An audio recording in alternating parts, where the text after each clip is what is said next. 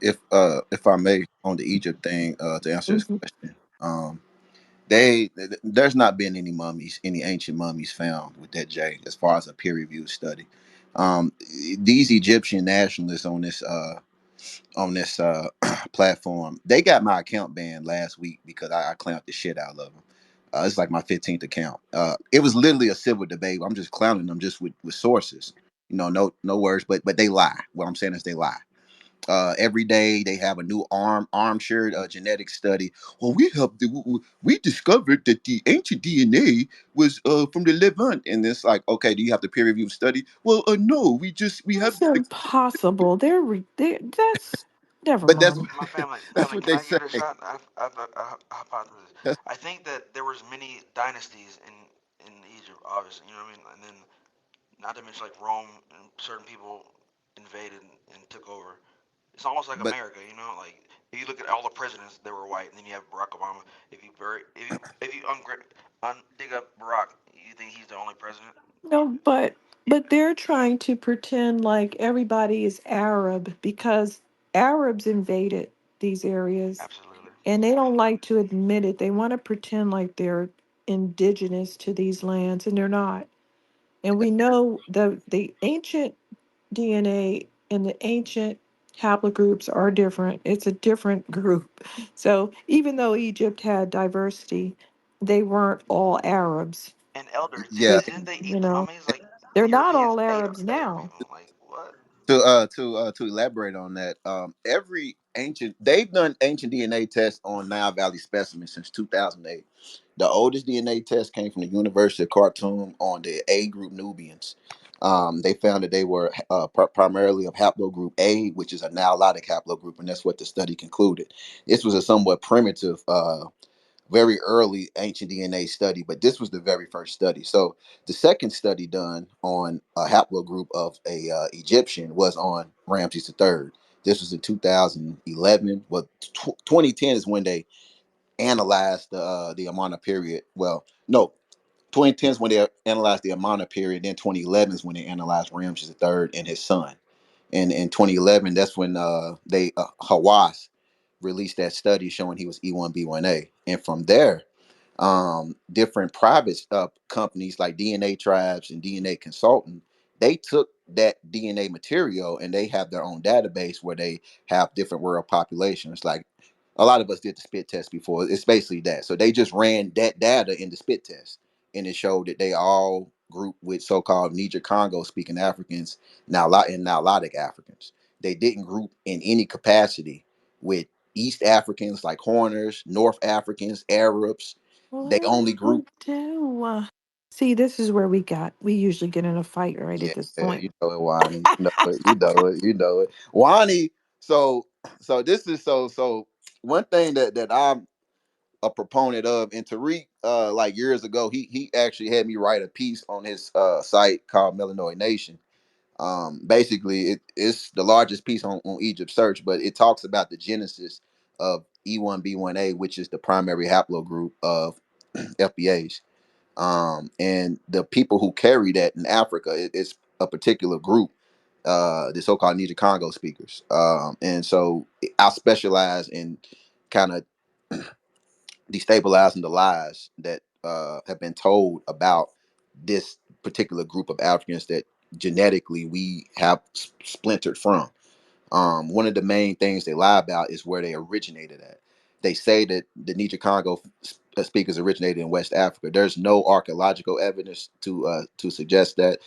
They make this whole theory called the Bantu migration from Cameroon.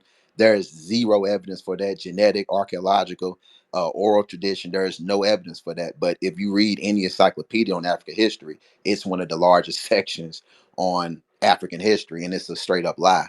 The whole purpose was to take the Niger Congo speaker who originated in Northeast Africa. That's where the oldest specimen with our with this general head shape it is found. This is the area where we find the oldest E1B1A at. This is the area where we find sickle cell at, the oldest sickle cell. Now the oldest sickle cell, is what they call Benin sickle cell. The country of Benin in West Africa, they have their own particular haplotype, which is indicative of a West African ancestry. The problem with that is they call it Benin sickle cell, but the oldest of this particular type of sickle cell is in Egypt, pre-dynastic Egypt, or pre-dynastic Egyptian mummies and nobles at that. They weren't random people. That's one thing. That's the one thing you really got to pay attention to. They like to test random nobodies. They're not testing the central population, the nobles, the priests, the pharaohs. Every one of them who's been tested are so-called Niger Congo speakers. They're not Arabs in any capacity. They're not Horners like Somalis and Ethiopian. They're not those people. May I cut in real quick? Go The ahead. Bedouin people have that J, and Bedouin people are not the typical Egyptian. They were over there trading or hanging out. I don't know. They do stuff. They're pretty, sociable, but they stay in their own group. So that's where they could have come up with some J in that area.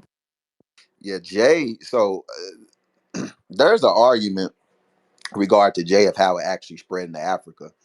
And there's two things you got to look at. There were two major events in which you find that correlate with the spread of J.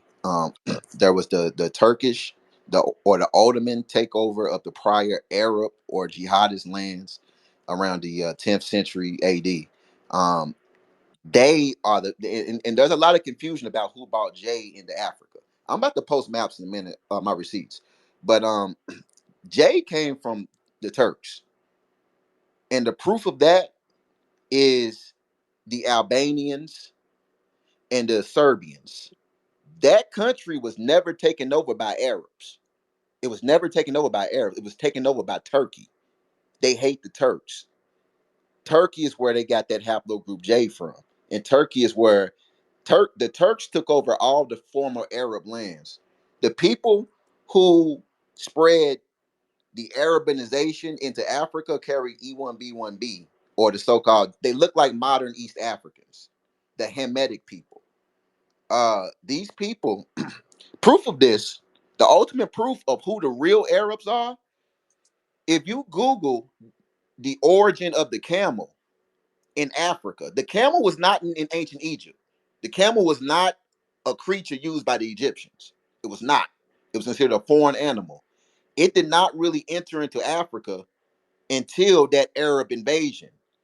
And the people who have intricate culture with those camels, the ones that drink the camel piss and all that stuff, those are the real Arabs. Those are the real Arabs.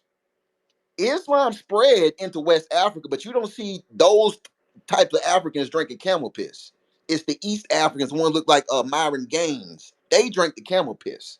Somalis, they drink camel piss. I make the argument that they are Arab. They say they're Arabs. If you ever listen to, they don't know where they're from, for one. Somalis are the most schizophrenic people on earth when it comes to their origins. And half of them say they're actually Arabs, and they will go to the tribal name and say that they came here doing dot, dot, dot, dot, dot, and all that stuff. Well, let me help you unpack some of that there, brother. Right. So we are in agreement that, of course, the Arab lands or the Arab Peninsula and the areas you would call uh, Turkey were all inhabited by the people who left the Horn. And of course, we know as a result of the invasions, which we'll say the largest invasion back into the area you would call, uh, the Arabian Peninsula and the so-called land of the Turks, Scythians, et cetera, was the Sea People, the invasion of the Sea People. And they did bring that haplogroup J as well as M, that E1B1 was there as a result of the people who you had mentioned earlier that came from, that's located in the central, even southern, northern region of the continent. The people who you're calling Somali, um, and I would even venture to say the northern phenotypically Arabic looking Ethiopians are accused by the ones you will call here Oromo of being closer to the people who are indigenous, well, who populates the area we today call Yemen, et cetera, et cetera, et cetera. But they were, of course, a conquered Ethiopian highland type people. So just to add a little clarity um, and um, and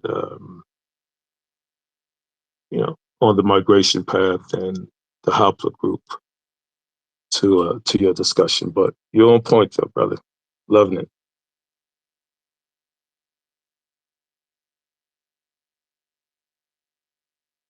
Much appreciated, Macau, brother, man.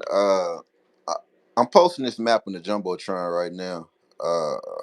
Shit, damn. All right, I gotta Or FBA reconfigure it. trade, didn't you have some like research about Ashanti skulls being like close to? Yeah, yeah, yeah. So yeah, glad you brought that up. So when it comes to like the cranial evidence of who the central population of ancient Kemet was, white people play games when it comes to how they label different specimens and different groups and affinities. They play intricate games because they're devils. Um, One of the things that they've done in regards to try to obscure the fact that people with our general so-called Negroid uh, cranial type, they say that or they weren't prevalent in Egypt. Well, for one, that's a lie. UNESCO said that the largest Egypt was comprised of different types of Africans. One third was comprised of Negroid people. I'm posting it right now. I'm posting the jumbotron. This is from UNESCO. Uh, 33% were comprised of so-called Negroid people. Um, Another 30% were comprised of Mediterranean people, which I'll get into that. And another like 10 or 20% were comprised of people with so-called Cro-Magnon head shapes. Now, these are primitive labels. We know that white people did this goofy classification of skulls and Caucasoid, Negroid, and all that stuff. But the Are same, you putting this in the jumbotron? yeah, I just put UNESCO's Oh, okay. in the jumbotron, and I underlined the component. So the Negroid component was the largest component of ancient Kemet, and this is what UNESCO acknowledged. When we talk about the Mediterranean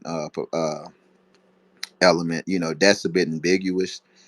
I have a theory. Wani might not like it, but I have a theory about who that Mediterranean element was. Go ahead. I might like it. I got you. So everybody knows. Well, a lot of people know that that the ancient Greeks noted that Ethiopia, or what we call Nubia, uh, extended not just into Sudan today, but it extended into India. It extended even past India. All of that was acknowledged as what we call Nubia. And they said there were two different types of Nubians: the type with the 4C hair and the type with the straight hair. Um, and the Bible also, if you want to acknowledge that, the Bible also states that there was a Nubian migration through Nimrod, who was the son of Cush, who established his kingdom in Sumer. So, Okay, Paul, let me help you there. Yeah, it was Kush, not Ethiopia, and and you're right. Nimrod was what we would call uh, Nomar, right? Yeah, it's just a matter of. You're right. Yeah, India was Kish and yep, Kashan, yep, right? Yeah, yes, you're sir, on point. yes, sir. And so the thing is, the original theory about the racial affinity of ancient Egypt by the racist people in the mid 1800s, Seligman and all them, was the dynastic race theory. This theory, and this was the most racist theory about Egypt. And even the most racist, it should be noted that even the most racist theory about Egypt acknowledged that in the pre-dynastic period there was a Negroid element. But this theory said that there was a Negroid element in the pre-dynastic period, and there was an Asiatic invasion that that dominated the Negroid element and created what we now consider dynastic Egyptian culture. Uh, that has been debunked. because we know that there was no archaeological evidence showing people from Asia coming into Africa at that time. But what What they're talking about is the invasion of the Sea People, which they, of course, they gloat over and sort of say, well, yeah, that was the collapse of the Bronze Age, and that was the new beginning of the Iron Age, and that didn't happen until about 1200 BC, and even then, they never took control of Kemet. They got some of the areas sort of east of Kemet. So yeah, you're right. They're lying. this was yeah, but this was regarding the pre-dynastic period, like the pre-dynastic time. If y'all are familiar with that French lady, that French man, Emile, I can't say his name. I'll find it, but he had this. He found this stela called the Template of the Anu people. Anu people means Bantu. Anu is just another word of saying the people, and No, the people. no, no, no, no, no. The Anu are the people from the Ethiopian highlands who founded Kush and Kemet. You Yep, see, yep. so right. So they're trying to co-opt the term Anu, and we discussed that earlier. And they were also the ones who populated the seas and controlled the waterways, and were the first to spread the pyramidic civilization. Yep, yep. Wait, And they wa- which part do I disagree with FBA Trade? So so the thing is that with the new people, yeah, uh the new people. So from the linguistic evidence I've seen, the word anu is just another word saying Bantu, or the people, because that's what it meant. Like that was the actual translation. It meant the people. so On what's up, brother McCall? Uh-oh, he broke up. Okay, but the anu people. Which part did you say I would agree disagree with? So the new people, according to Emil's Stela, the new people were the people who founded what we call Egypt, the Badarian people, and the people who worship Osiris. These people were dominated, or not dominated, but they fell in a war with a group of people who came from the dry Sahara, and these people were Indians. Um, Okay, hold on just a second. Let's roll back to when you were saying the Niger Congo people. So they can't say where they come from. So you could, it says Central Africa, um, and they said it's being debated. the reason So you feel they come from the east, or maybe they did. I look at, so the genesis of E1B1A, which is the defining haplogroup for Niger Congo speakers, is in Northeast Africa. It's not in West Africa. It spread into West Africa, in Central Africa and Southern Africa. Also, the Niger Congo, the so-called Niger Congo language, even Christopher Everett, the guy who created, promotes the bogus Afro-Asiatic theory, even he stated the Niger Congo language in the quote, the so-called Afro-Asiatic language, they have the same origins in Northeast Africa, and they split during 12,000 BC, or the late Pliocene period. Um, Okay, let me read what this says. You can agree or disagree. Proto Niger Congo yeah, language family believed to have originated 5 to 6,000 years ago, although some estimates suggest a more ancient origin, possibly as far back as 8,000 to 10,000 years ago. The proto language, known as Proto Niger Congo, likely emerged in what is now West Africa or Central African rainforest, although the exact location is debated.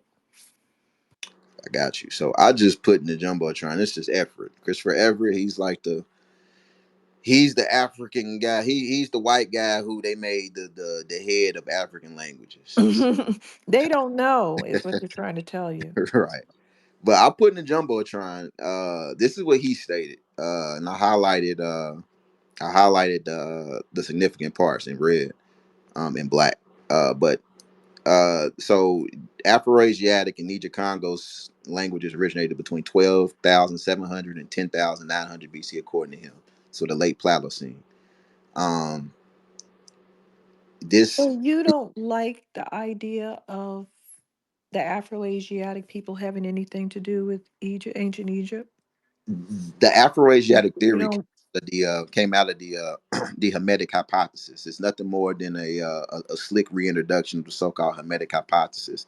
The Hermetic hypothesis was retarded because it stated that people who were nomadic and pastoralists brought civilization into Africa and not the agrarian people. If you No, know any, I don't think that, you know, I don't feel that they were in charge of anything. I'm just saying they were people in the region, the like Bedouin people. yeah, they were in the region. We have a common origin in Northeast Africa. We all origin well that both of our groups originated in Northeast Africa. The so-called Cushitic people or the so-called Afroasiatic people carry E1B1B. We carry E1B1A. So Hmm. from a paternal standpoint, we're brothers. We're part of the Right. P2 clade. So the PN2 clade, when the Asians and all those people left Africa about 60,000 BC, the people who stayed in Africa, a genetic clade had formed between the people carrying E1 haplogroups E. Hmm. The So father. we don't disagree like we thought we did. Right. But the thing is, no, because some people get upset when I say that Indian people were also in Africa during the Holocene period.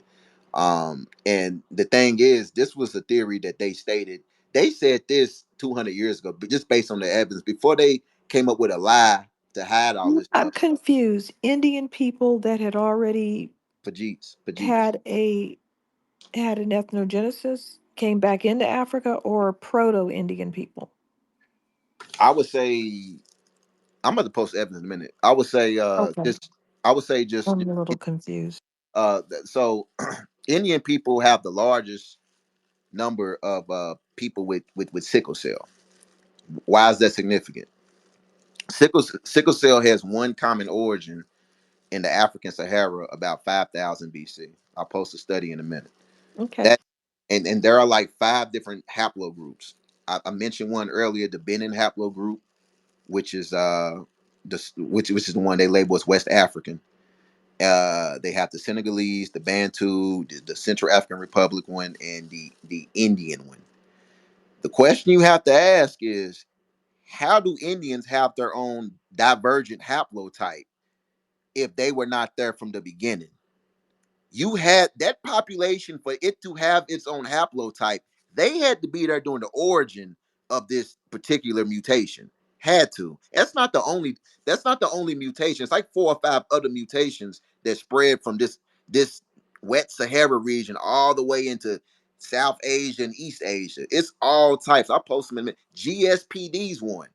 I carry that, but all of these mutations occurred in the Sahara about 5,000 BC. The Sahara is the origins of what we call dynastic Egypt culture or pre-dynastic Egyptian culture and now Valley civilization in general. So when this Sahara turned into desert, people started moving into the east and some moved west. The Mandate people moved west and they created a civilization called Dar Tichet. The white people don't talk about that because it's older than anything in Europe. They got paved paved streets, 5-story buildings, uh, lit halls. It looks nice, but the white people will never put it on a map, will never even acknowledge. They even had writing. So that's how you know that the origin of civilization is really that dry Sahara because you got civilization in both ways that people migrated. People couldn't migrate into West Africa at the time because West Africa was still a swamp. The rains that made that Sahara Desert green, it made the pre-existing rainforest in West Africa a swamp that only pygmies lived in. So that's why when people say the Niger Congo speakers originated in West Africa, they couldn't have lived there until about 2000 BC. It was impossible. It was like a big bayou. And there were little It's marshes. interesting. Like Yeah, Louisiana. But you do know the origin of the sickle cell trait, right? Like it was because of mosquitoes. yeah. It's a mutation, but Okay, the mutation so occurred. Yeah, just trying to play devil's advocate. Do you think yeah. that the same thing happened to Indian people in India? Well, Or the thing is, it has a common origin. these are just haplotypes of one parent mutation. So for them Right. to have their own unique haplotype, they would have had to have been there in the inception. That's the only way. And these people, these Indian people are filthy, and we see it today. They have a gutter religion. These people were kicked out of Egypt for being dirty and stinky. Well, they did Narmer, cut meat with their toenails, yeah, so filthy, they're filthy not people. they're Yeah, not that's a gonna live whole that video of down. that, Ronnie. Where's that video? Were they stomping Yeah. on the baby? The gook Yeah, scoop, like Mm, shit gook like scoop. that. no, I What? didn't see that part. I Dude, they saw got a them Wait, they do video. cutting what they meat. do to a baby? What they do to a baby Trey?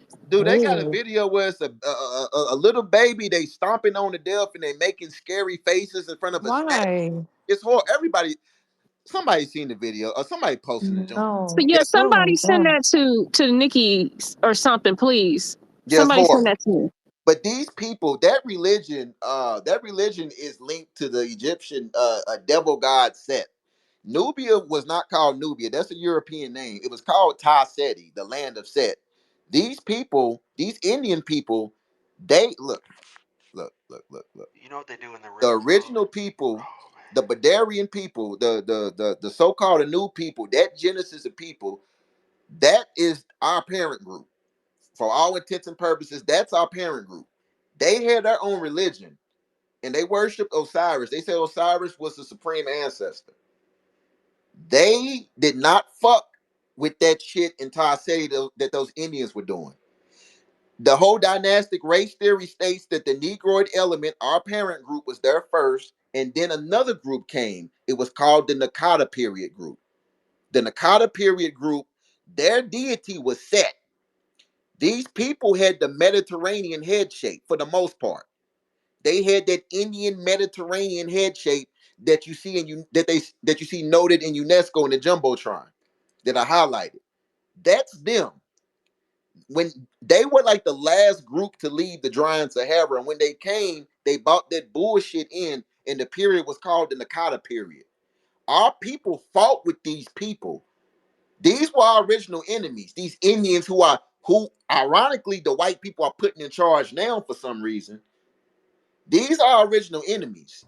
And these people ended up getting their asses beat in the end when Narmer, which you see on the pallet, is hitting one of the motherfuckers on the head with a mace and kicking them out of Egypt. When this group left Egypt, they went into Greece and they took the god Typhon up there. Their genetic markers are all around the Mediterranean and North Egypt. I'll post that in a minute. They brought that god Typhon into Europe. The Greeks' main god was Typhon, Set Typhon, or the devil god of Egypt. White people are wicked, but the Indian people are the basis of white people. White people are albino Indians, in case y'all didn't know from a genetic standpoint. That's all they are, albino Indians. Indian people bought that gutter religion up there, and the white people harvested. And so once those people were kicked out, Egypt was formed. Narmer and our parent group ruled Egypt. We were the centerpiece of Egypt. No matter, it's like compared to hip hop today. We FBAs made hip hop, but everybody from China to Mexico is wearing braids and dressed like us. But we know who the fuck controls it. We know who's at the center of it. It's us. That's how you compare Egypt was. That's how Egypt was. We were at the center of it. And let me just intersect. Upper, what we call upper Kemet, which of We, course we're talking about Kush, right? Black And Americans were at lower, the which center. of Wow. course is the northern area of the Nile Valley, was united, right? The Assyrian ideology that ruled that area was formed probably 15,000 years prior to the unification of the upper Everything's and spinning around. lower Nile Valley. Just wanted to put that out there. 100. Wani, Can you can hear you hear me, me? Trey? FBA? I hear you. I hear you. It's good. I had a further question because you're talking about like Set and the Egyptian gods, but when did they transfer to?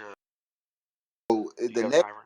got you. So the next genesis of these Indians was the C group Nubians. Um, when you hear about that voyage that Hapshewitt took the punt, where she had to take the Red Sea route. The reason she had to take the Red Sea route is because the last batch of Pajeets had left the last piece of green land in the Sahara, and they settled in Nubia, and they formed a new civilization called Kerma. Kerma, because the Indians are ops, automatically became an op civilization to the Egyptians. The Egyptians used to punt is in the Great Lakes. The Egyptians, according to the records, used to just sail up the Nile Valley to punt. When the Kerma established its kingdom, which is always south of Egypt, they could no longer sail down the river to punt. They can no longer go the river route to punt. They had to take the Red Sea route. Egypt eventually defeated Kerma. And when they did this, this is when the Indians migrated into the Middle East. They migrated into Elam. They migrated into Sumer, Indus Valley, even East Asia. So, This is where the whole Black Buddha thing comes brother, from. brother, brother Trey, Yes, can you sir. hear me? Okay. Kerma was founded before Kemet, Not right? Kerma. Not Kerma. It wasn't. Kerma was founded before Kemet because Kerma was Kush, In Nubia. Ooh, this is right? good, y'all. Keep Kerma, going. Kerma Hmm. was a specific The dynasty area, of Kush. Upper Nubia. the, yeah, the area you're calling Punt is the area today we call Somali, right? Or let's say the Highlands, right? And there was always constant trade there, right? The so-called Pachets, you know, in India, that land we call Hindu Kush, Kushan. Of course, you still have the name Kashmir or Kashmir, et cetera, et cetera. That was Kush proper, right? Now, I'm just adjusting the timelines and the locations of the geography a little bit for you. The ones who invaded that area and who changed the phenotype, you're right, they brought the hell, to the Nile Valley, and I would say also the Arabian Peninsula first, because that was also Kush, right? So, and this is why even today, the so-called Oromos, you know, they would. I mean, their thing is, well, if you're Tigrayan or if you're Somali, you are from Yemen.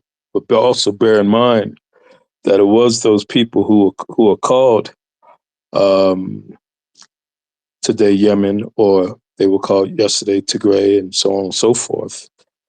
Uh, they are the ones who overthrow Kush. So you're talking about a group that had bought had merged with the Central Asians, whose original names we identify them as Kaz or Kaskians, Kaz, right? This is, of course, where the name Hekakasat or Caucasian or Caspian, ocean or lakes or whatever, what that comes from.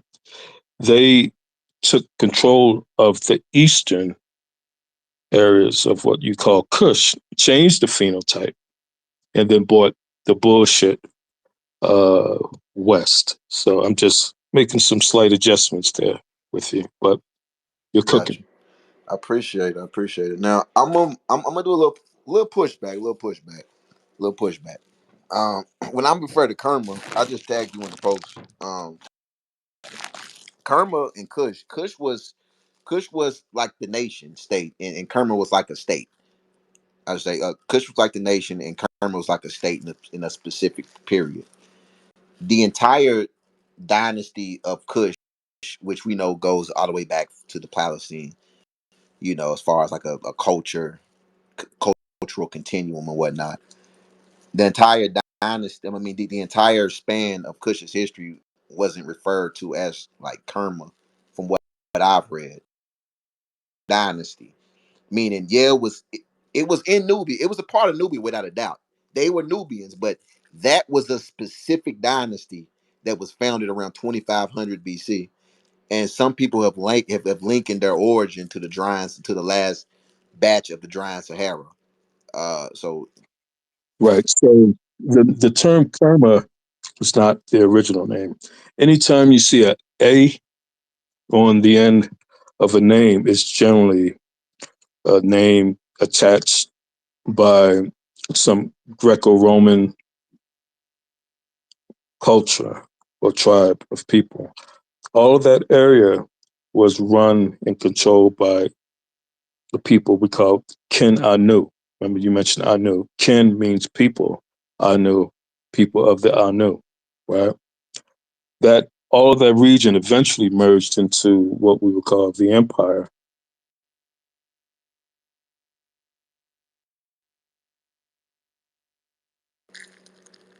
Macau, Macau speaking.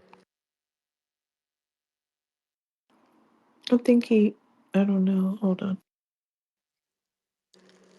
Uh, yeah, he just his account just. I think he reset his account. That's what's up.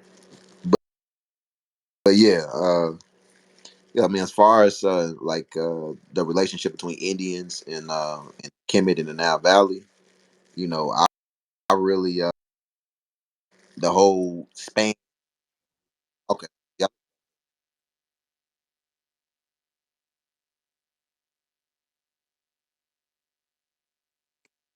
So, but you're correct in stating that the albinoids, to confuse us, they'll play around with the dates, the geography, the phenotypes, the haplogroups, so that we can't really go into labyrinth and establish correct uh, authenticity in Let- terms of the narrative. So you Exactly, are correct. exactly. And let me just illustrate just why you can't trust white people. It's particularly with this, just in the jumbotron with that effort thing. This is the shit I noted a long time ago to write on his thing. Um, so the white people will acknowledge that yes, the Niger Congo speakers did originate in Northeast Africa, particularly in Nubia. You see that, Wani? Oh no, I didn't see it. What happened? In the jumbotron, Okay, that's let me look. yeah. So yeah, like Nubia, that's where they acknowledge that we originated at.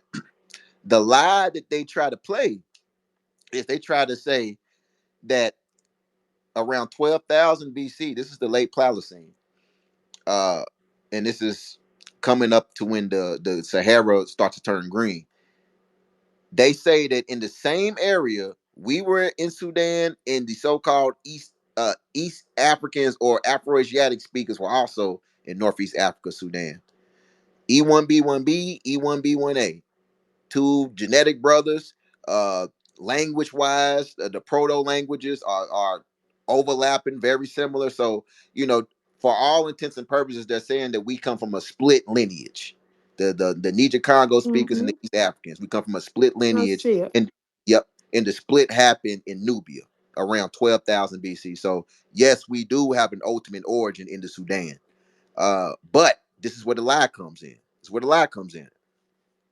He says that the Afro-Asiatic speakers were the ones who migrated north into Egypt from Sudan.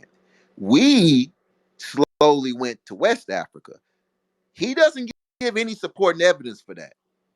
He doesn't give any supporting evidence for that at all. He just slyly says that we migrated into West into the Bantu migration from Cameroon. We went across sub-Saharan Africa. That's a lie, and there's no archaeological evidence for that.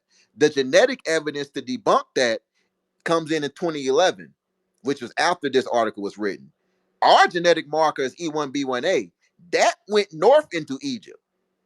That's proof that our people went north into Egypt. Genetic proof. There has been no E1B1.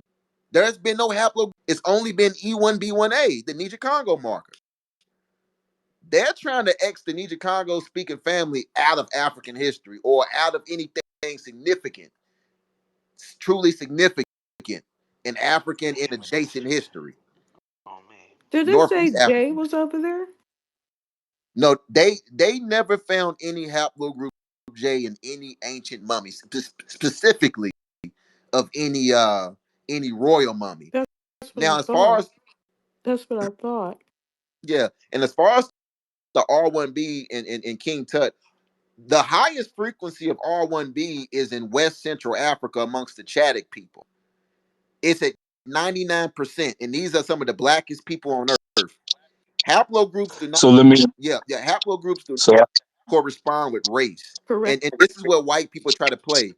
They did a DNA, they did an actual autosomal analysis of King Tut and his whole family, which is deeper than just the haplogroup.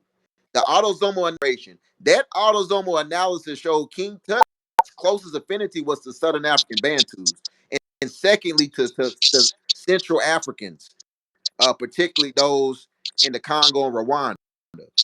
Now, his haplogroup was V88. V88 is the African haplogroup. That's the African version of R1B. Mm-hmm. R1B has been in Africa thousands of years longer than it's been in Europe. That's a fact. so brother, just to build on what you're saying, the R Those haplogroup, are all facts. the R haplogroup is the ghost DNA that we referred to earlier. That You made your case. were were the uh, the proto Neanderthal Denisovan types. But as far as that mummy and what you're talking about, these people every day. I mean, there's no doubt that they weren't the so-called Asiatic, at all.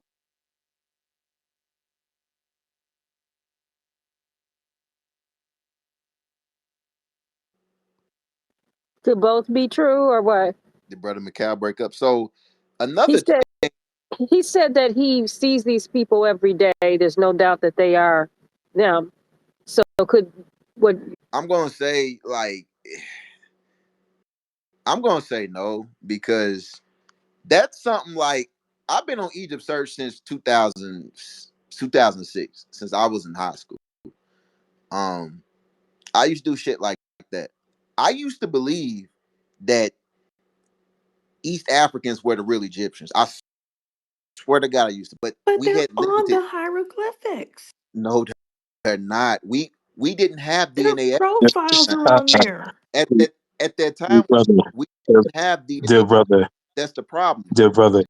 Was good. The problem with the Like the Afar research, people, you have Oromo to people, you have to start they still have the you have to same start at the hairstyles and everything, even the I same. promise you'll find more of that in the Niger Congos. Okay, let me you post have a to picture. you have I'm about to post you it. have to start I'm at the I'm not source. You have to disagreeing start with at the you about source the of the knowledge. haplogroups. Wait, what is One Mikkel can. saying? What's Mikkel saying? You have I to start with can't the source. hear anything. Go ahead. The problem that our historians made, and I've spoken with many of them since I've been here, they started at Egypt instead of doing a deep dive into Ethiopia. The people in Kemet tells you clearly that they came from the source of the Nile. All that, yes, sir. They make it clear. And me being here, I'm looking at and I'm talking and walking and eating with these people every day. I see their mannerisms. I see their posturing. Everything about them is every Kemet. And then the other types, they look like us, strangely. The earlier dynastic people. Yeah, I just put in the And jumbotron. is My why bad. this is why this is why the European stayed away from Ethiopia and didn't. Everyone is clear that this is the source of Kush, the source of Kemet. You have 100 million people here who know that. They know that. The distance between Ethiopia, let's say the Ethiopian highlands, and Kemet is the same distance between Miami to New York. It's the same people. You just have to come here. Start your research from here instead of starting it thousands of years in Egypt. You have to start at the source. And the source is the Ethiopian highlands. I mean, there's no argument about that. The only thing with that is when we say these East Africans, so like the only group in the Horn that I would say was linked to Kemet were the Oromo people. The Oromo people actually have an oral tradition that says they came from Kemet. They have cultural linkage between them and so-called Niger Congo speakers. Well, let me explain why. Okay. They, the people who you call Oromo, they did occupy the Ethiopian highlands once upon a time, right?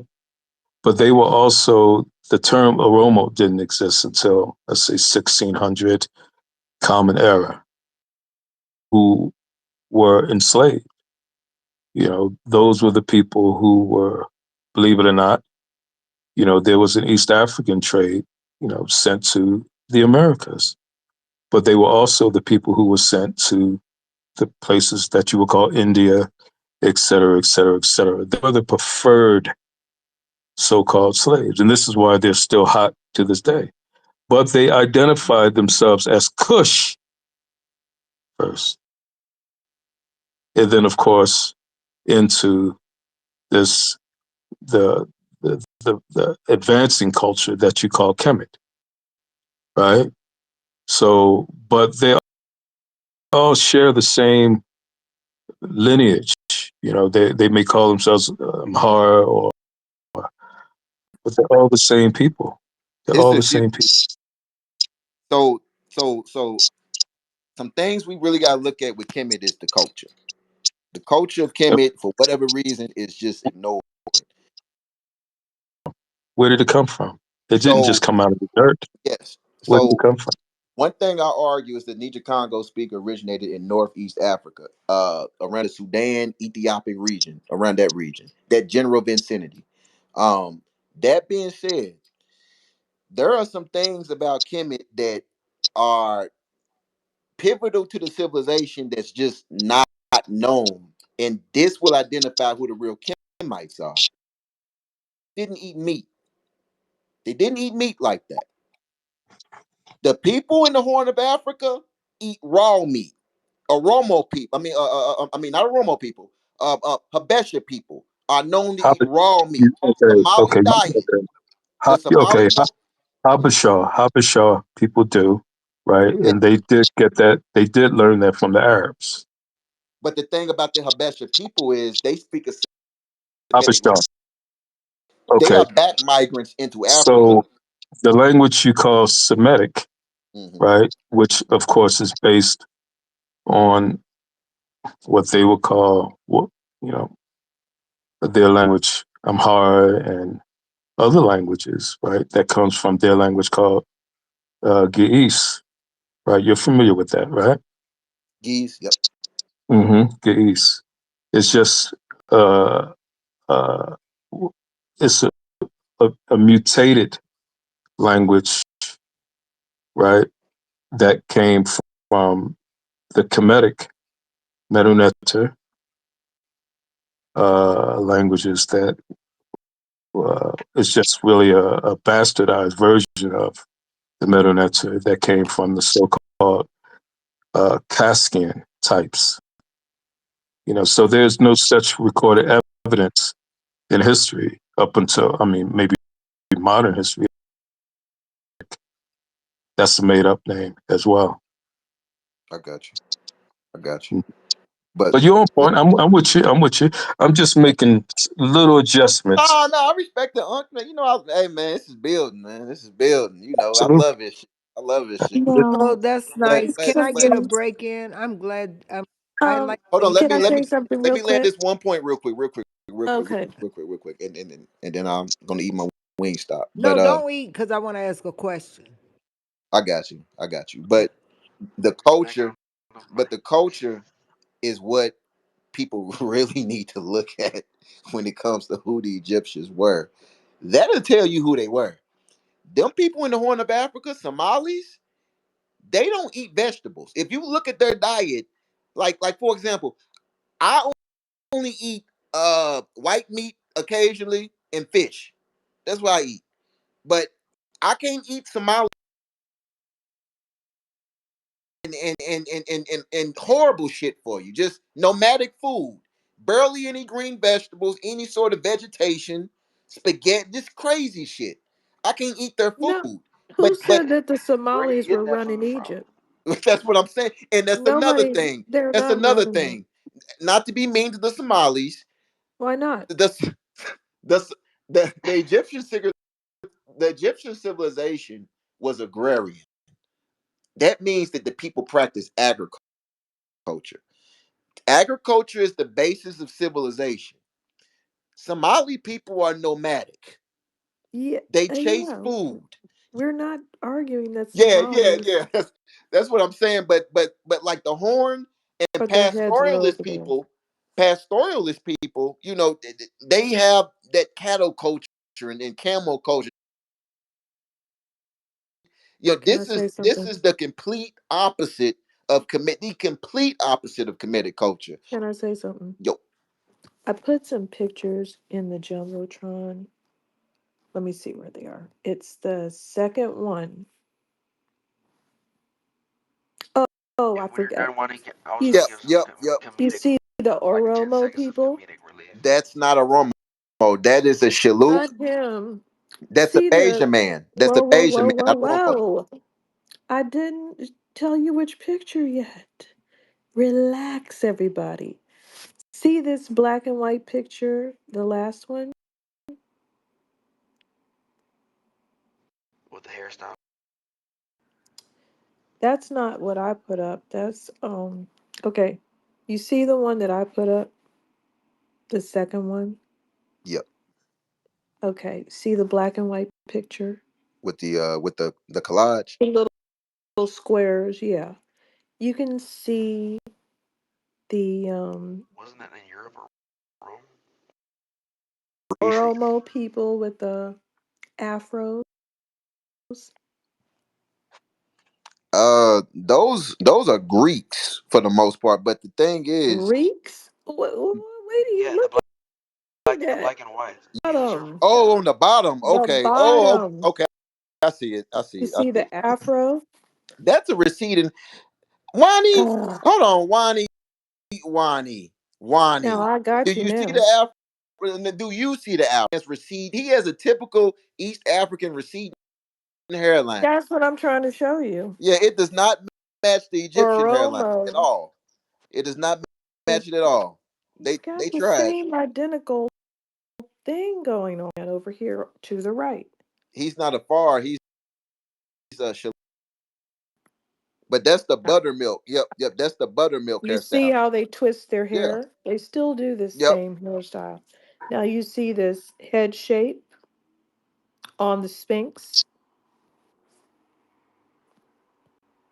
yeah, the side angle you can tell. Yeah, There's Like not the a blue lot of moon. people on they're, the planet that they're have that the profile. same people. I mean, but that's why I say, dear brother, it's good to begin your research from the Ethiopian highlands, the the civilization which is responsible for the pyramidic expansion, the Anu, and then work your way from there to Kush and then into Kemet. And you're right regarding the diets. Uh, uh, and the Asar ideology is based on light witness. Anything that produced light is what they practice, whether it was the building of a society, uh, mapping the stars into what they ate. If the things that they ate did not produce light or emit light, of course, they would not eat it. Their concept was to eat sunlight, you see.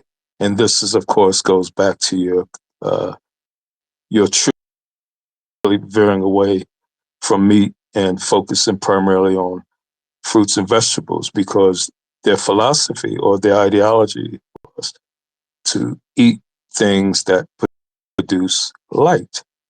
And if you look at some of the things that they ate, and we have, of course, from the Erebus papyrus, things that they ate aloe bitter leaf, the things from the camphor tree.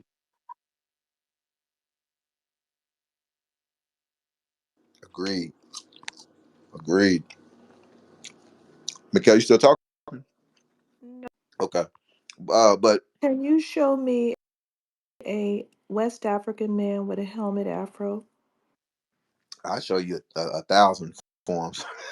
I'll show you a thousand. They didn't even say, they were like, what are these afros? In the Why are you That's what it jumbotron, looks I like. got my own Oh. comparison though. The Akan people, so the Akan people were apparently like some big shit back in Egypt.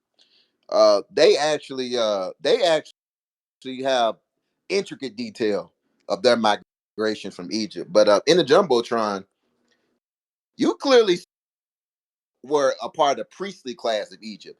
That bald man, I put a collage up there. You see that bald Akan man? He's identical to that priest statue in Egypt. The Yoruba people, they have the exact same religion as the Egyptian, like the Akan people, and you see them doing that. Look at their statues. And the funny thing about that Yoruba comparison is the Egyptian version is obviously more Negroid than the can Yoruba you version. Look can at you the tell me Egyptian which, girl. calm down a moment and just tell me which picture we're talking about. The second, This app makes people scream for some reason. I scream as well. my bad. I get excited. You know, I get Hey, excited. hey, he's passing. I can The tell. fire, the I can tell. fire, the Egyptian fire. You know, hey, Tell me the which picture you're talking about, because uh, I don't know. it should be so. From You what said I'm the seeing, bald person. yep, I put a collage up there. It should be the first slide up Well, four when pictures. you look up there. Yeah, there's 4 pictures, but so again, No, he doesn't look like the Ashanti at all. Try no, Now again. he's talking not the about the last Ashanti. one. This little guy looks just like Imhotep at all. What's next? Okay, Yoruba? No, look, doesn't Wani's look the gonna be same. skeptical. Look, Wani, I got a It's million. not the Wa- same people. Wani. Okay, Wani. You know I got these things in the chamber, Wani. I'm gonna get you. I'm gonna get you in one you can't deny in a minute. If you're gonna play that game, I'm gonna get you in one you can't Show deny in a me minute. a helmet, a Okay, helmet afro. That is very unique hairstyle. Wani. Why is Just the like that Jerry curl they Wani? were sporting over there. Wani, look at that. Look at that dude. So in my collage, look at the one, the third one, the one that says Igoni Goon. That is the Yoruba. Well, all the ones in West Africa do this, but that's called the Jed. That's the costume Egyptians were. They are the only people who worship Osiris. That they do that. That's called the masquerade ceremony. And people, believe it or not, they done bought that shit over to the Americas. But I'm that is trying the to that is find the it on here. veneration of the backbone of Osiris when they I'm dress up trying to like that find it. and I do don't that. know why I can't find it in the chat. It's ridiculous. And then you see the Akan priest, the bald headed Akan priest with the gold and white. I mean, they are identical to what's shown in Egypt. They even have No, the this same stick profile is motifs. wrong. The profile on this one that you posted 14 minutes ago with the um it says ancient Egyptians according to okay. Never mind. No, I don't think that's what you were talking about. Let me nah, find nah, the it's when I other one. sent. Nah, it's when I sent more recently. It has a collage. Okay.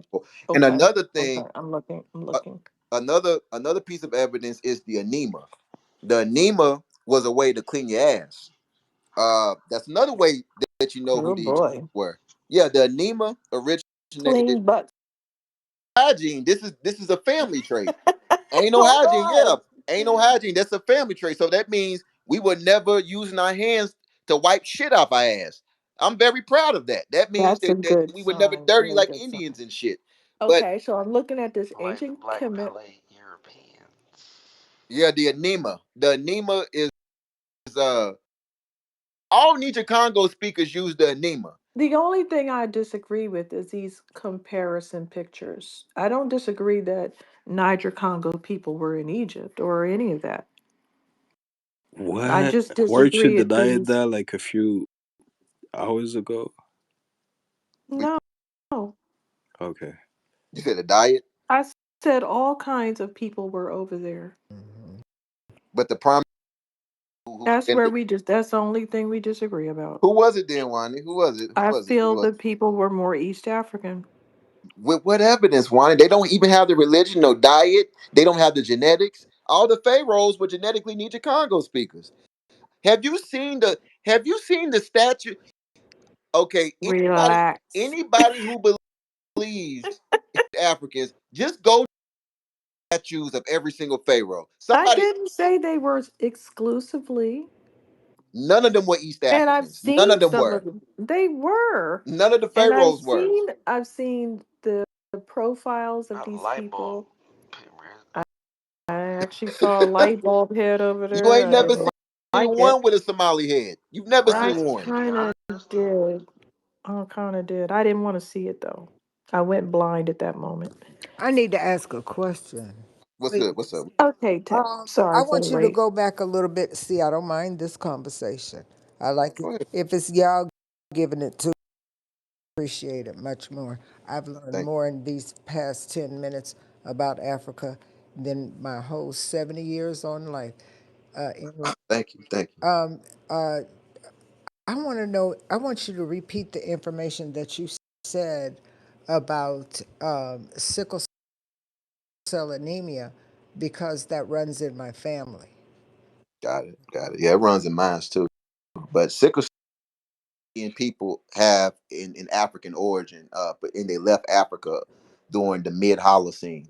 Sickle cell, according to several studies, they have it has a centralized origin 5,000 BC. 5,000 BC, the Sahara Desert was still wet, or it was beginning to dry. When it dried, this is when people left that central north region of Africa and began to spread east, east into Egypt. This is where the oldest sickle cell is found in pre-dynastic Egypt. Uh, but mummies, and it was the so-called West African type, which is you can really logically call it the Egyptian haplotype, since the oldest one is found in Egypt, but the highest frequency today is found in West Africa. I mean, that's just what it is. Mm. But yeah, so yeah, sickle cell has a origin in Central Africa. Was there and any? and Uh, and yes, to chime in, you remember, like I said, the origin was because it was a mutation that our bodies naturally, like like malaria and whatnot, from mosquitoes and whatnot. yep, yes, sir. Oh, that's what it was originally supposed to do when it. It was. Yeah, yeah, Yep. our body kind of like we adapted to it. If that makes sense. Wow. Through How Now, did it are, get? I don't know. Hold on. I'm trying to work through these other bugs. I can't do sickle cell right now. They're because we probably built the pyramids like Do K-Dot y'all did. hold on, no, no, no. whoa. This is gonna get Wani right here because Wani, me and Wani No, here, it's I'm really not good having a discussion. It's we've a been having battle. this no, it's a battle. We're really good working out discussion, some bugs. especially for We're working somebody who out don't like bugs. Africa Hold or on, Africans. it's this is gonna get Wani right here. This is the ultimate proof of what Or I'm saying is true. whoa, whoa, whoa. Let me ask you a quick question. All right. Are you calling Nubians by any other name? Let Nubia, we know that's a European word for gold. I know all that kind of stuff. I'm just, Nubian, so are you saying they don't have a tie to Egypt? yeah, the Nubians. We were originally new. We originated in Sudan. We expanded north into Egypt Because as a we result of could us. be not, we might not be having the same names for things. Yeah, it's not. Yeah, Right. the name is a problem. The correct name is Kush, Africa, and move into the area we would call, Southern Sudan and Central Sudan, because, there was so-called Central Sudan, and populate, of course, the Nile Valley region. So so yeah, he's right. He's correct. Was a word used by the Cusho-Kemetic people to refer to as gold, and of course Hmm. the Greco-Romans changed it to Nubia, etc. Well, it's So very hard writing about these things because if you use other words and people are like, who are they talking about? And then if you put a slash like Nubian, this, that, then they go, oh, don't put slashes right, like that. Choose a name. right, So make sure which groups, because Sudanese people and so-called Nubian people are represented in Egypt. You talking about yeah, Nilotic yeah. people? Nilotic Yeah, people, Well, like yeah, tall black people, right? yeah. well, Right. even the term nihilotic, that's again from the Euro Right. pseudo Uh-huh. scientific term, right? And this is where Right. the confusion stems from, for the most part, as we experience a lot of that, in the States. So, Trey, what do we disagree upon? You are saying Niger, Congo. Saying we Hey, did. I don't even think we disagree. no, I just think yeah. we are. I, I mean, even UNESCO says we were a third, so that that's Okay, who were the that's the other ones? largest segment of the population. Niger, Congo was a third. Who else, or do you feel was there? What they said secondly was be interpreted multiple ways because they define Indian people's Mediterranean, they define East African. Okay, and the other? The third Okay, was so so pause right there. yep. Those were the same people that you're referring of Kush. There was no at that particular time there wasn't a mutation of so-called Hindu Kush or Kaskian or Aryan types. So I mean, we're talking about the same people, but they're trying to play and pretend that, of course, some sort of Asiatic type. Yeah, true. I'm about to say Okay, it's a lot of names, but Mediterraneans and who else? the third one they said was Cro Magnum, which they linked Oh, in that. Lord. So so Okay, these are goofy Europe. Magnum, they did come from the Horn of Africa and went west and came into that region via the so-called White Nile. So we're talking collectively about the same people, but they're trying to play on names, geography, and Euroscience heritage. Right, right. Now, That's why we are having the confusion. no, Wani. Because I don't disagree that Niger Congo people were over there. I just disagree that they were all over everything.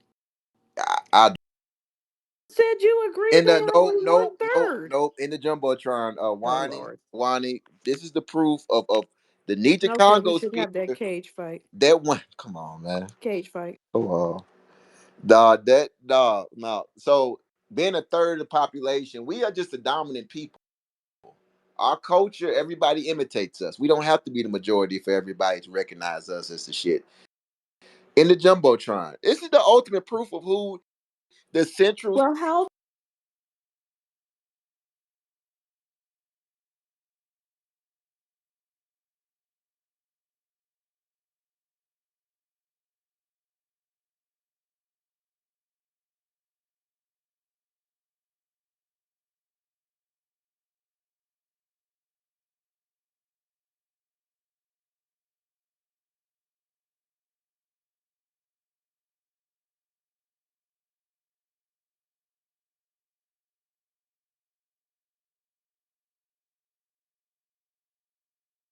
hot stuff people, correct? That's our parent group. I I Are see would it. say located now. I see the exact same phenotype every day. I got you, but in the jumbotron, I'm this is just asking a question. Where are the Niger Congo people located now? oh in West Central Southern Africa. My bad. And nobody's looking at them, right? Correct, but We So are it the can't closest. be the Niger Congo thing. FBAs are the We're closest in not terms. Niger. We're not a hot concentration of Niger Congo, though. Well, Nietzsche. Well, FBAs. My bad. Got some fry in my mouth. Okay. FBAs, in terms of body proportions, are the closest to the ancient Egyptians, and the fact that we don't live in the tropics, Oh we Lord, I haven't been in give the up. tropics for 500 years. Oh, We're still this the is too closest, much. and we're still closest to the Egyptians in terms of body proportions. Then why aren't the others pure Niger Congo people? Why don't they have this body shape? They do to a degree. It's just not the exact No. ours. It's just not the exact same match as ours. We are a group that diverged, I think, directly from Egypt. As Alvin Van Sertima, I link all that stuff together. Alvin Van Sertima said that there was a group of Egyptians that left and came to the Americas around 2000 BC. I Okay, argue. question. What's up? I'll say much before that, but what route did they take to get to the Americas? So around 2000 BC, the Hyksos people had invaded Egypt. This is all linked. This is all linked because you got to ask what would trigger a migration. A turmoil. Egypt, the first time Africa was recorded as invaded was when the Hyksos invaded. And it wasn't even an invade. It's like how Mexicans are coming in our neighborhood Uh, now. They're well, coming in. pause there, brother. I The got Hyksos wasn't the first invaders. The earliest invaders, as you know, were the so-called invasion of the Sea People. I thought that was 1200 BC. It's much earlier, and the Hyksos was, of course, later. Let me check real quick. I thought yeah. I'll check that real quick because I'll see Wait, what what's the was the date. difference between the Hyksos and the Sea People? Are they the same thing? No, the Hyksos worship Set. This is how we know that the Set, Hyksos were. Set, Set was a nectar used by the Kusho-Kemetic people as their god of war. Yep, that's I how mean, you Set again. was Yep, the god of foreigners in general. again, So like, again. It goes. Yep, again. It goes Well, back. they adapted that without the balance, but it was initially introduced Uh, as a netter referencing their so-called yeah, force of war. it goes back to what I was saying about the Nakata period in in Narmer when he defeated them and kicked them out. They were Set worshippers. When the Hyksos came into Africa, they were going through a famine. They had mixed up with the white people. Those were Nubians who got kicked out by Norma, the ones who went north. Like I said, those were the ones who got kicked out. They worship Set. Nubia was called Ta Seti, which means the land of Set and also the land of the bow. It has dual meaning. The land of Set should always be remembered because that's the op of our people, Set. Well, it meant the land of Set, the bow, the arrow, which was a specific type of bow and arrow, and also represented the netter or the neteru of war, right? Which eventually created a culture of global soldiers called the Magi, and you're familiar with the Magi Yeah, that's from Kush that was used to protect really the wherever our empires, our kingdoms were. yeah, So there's correlation as well. So just wanted yeah. to include that. Yeah, it's real. The Beja people, but particularly are the Magi warriors, and they weren't really No, Egyptian. no, no, no, no, no, no, not no. The Magi was just okay. They are a group that right, the ones you call Magi, but they are like, for example, the U.S. We have military bases everywhere, right? The U.S. got that model from the Magi, who protected Kemet, all of our regions in Asia, Arabia, the Americas, et cetera, et cetera. When shit went bad, you know, the Magi handled business. So they were considered the royal.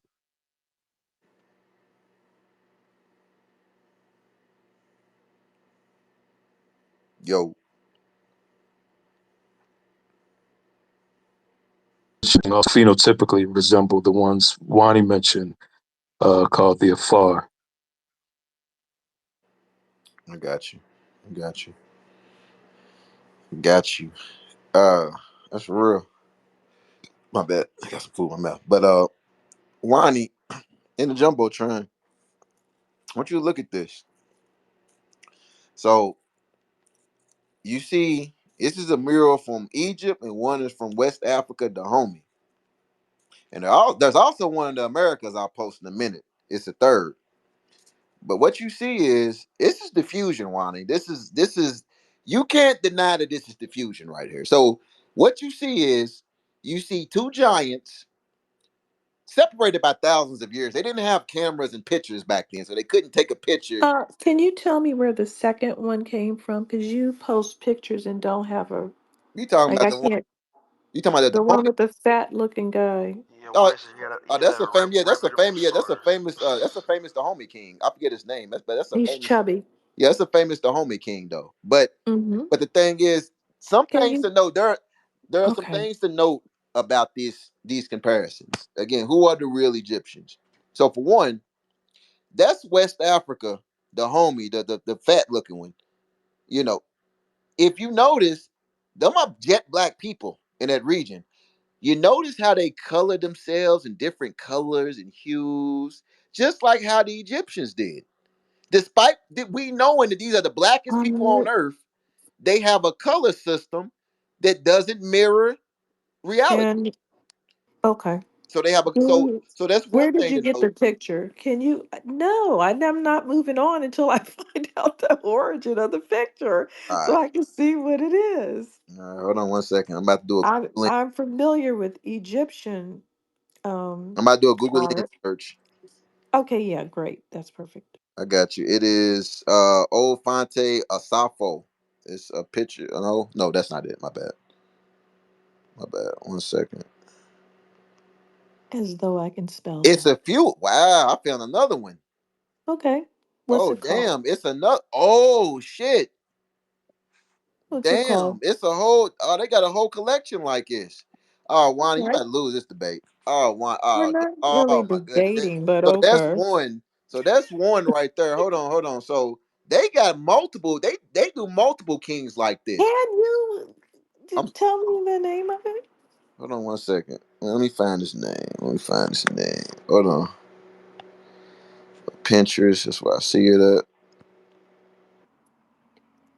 It was originally on a little blog that they did. I don't know how I can lose a debate if Egypt is in a certain location and the people that I'm saying live in the location, why would they just vanish and not live there? Why would East and North Africans It was just invaded.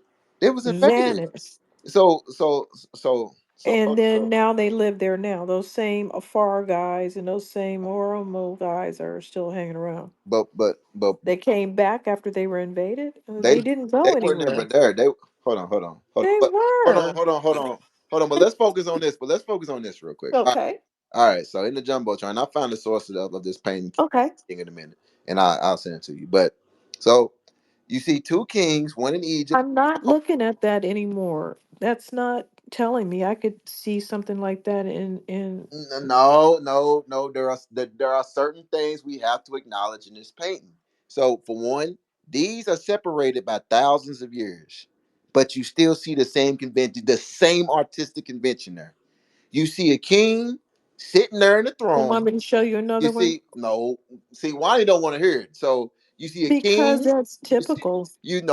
no. You see two kings sitting in the throne.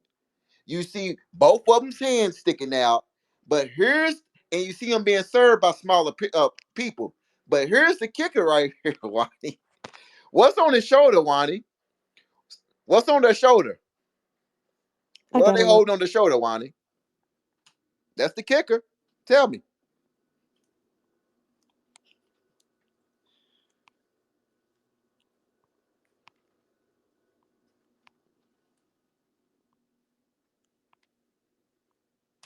I gotta check the other one.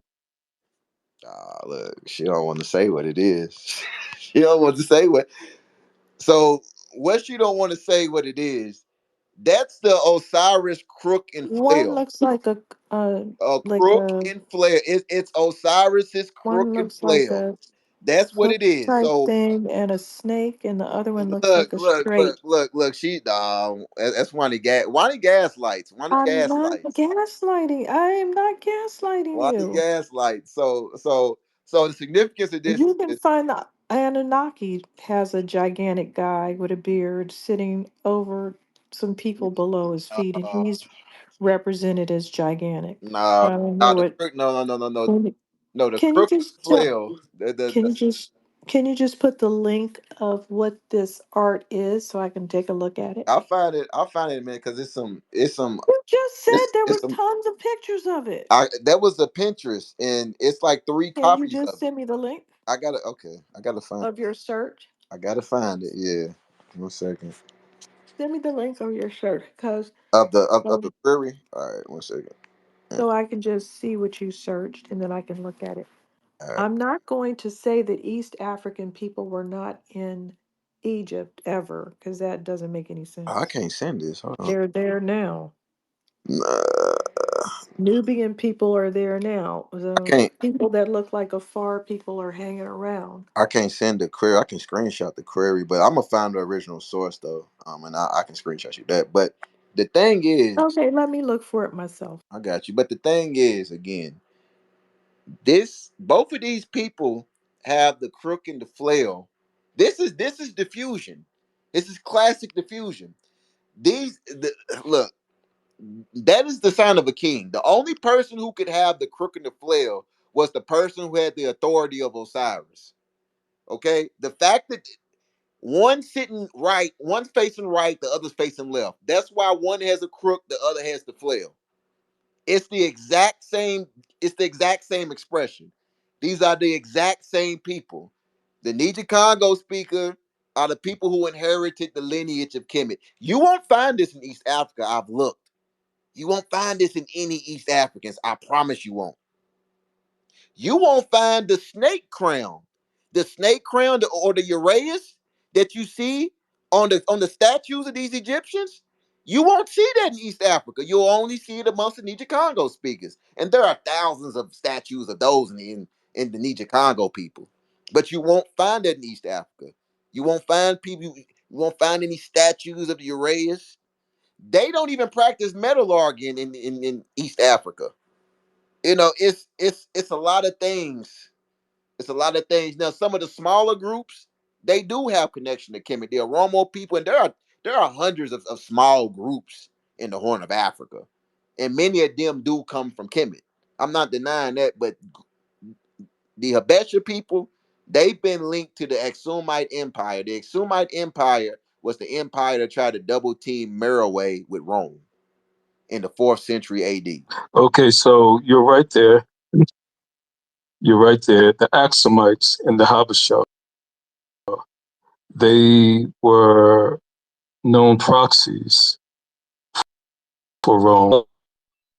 Uh, well, it wasn't an empire, but let's just call it the kingdom. And they organized to overthrow as the ones we call the Laibu, the Temahu, and the Tenhenu of West Africa was proxies for the ones you would call the Eurasian folks that attacked Kemet from the West. And I just wanted to also just clarify the difference between the Hyksos and the Sea People. And family, this is important why these discussions are necessary. It helps you develop a sense of the more things change, the more they remain the same. And you can get a better understanding of what's happening today. Because they're not doing anything different. They're just using technology to do it quicker and more expansive. Um, the Hyksos never invaded Kemet. They infiltrated. They walked in. They were begging for food. They were doing all sorts of things that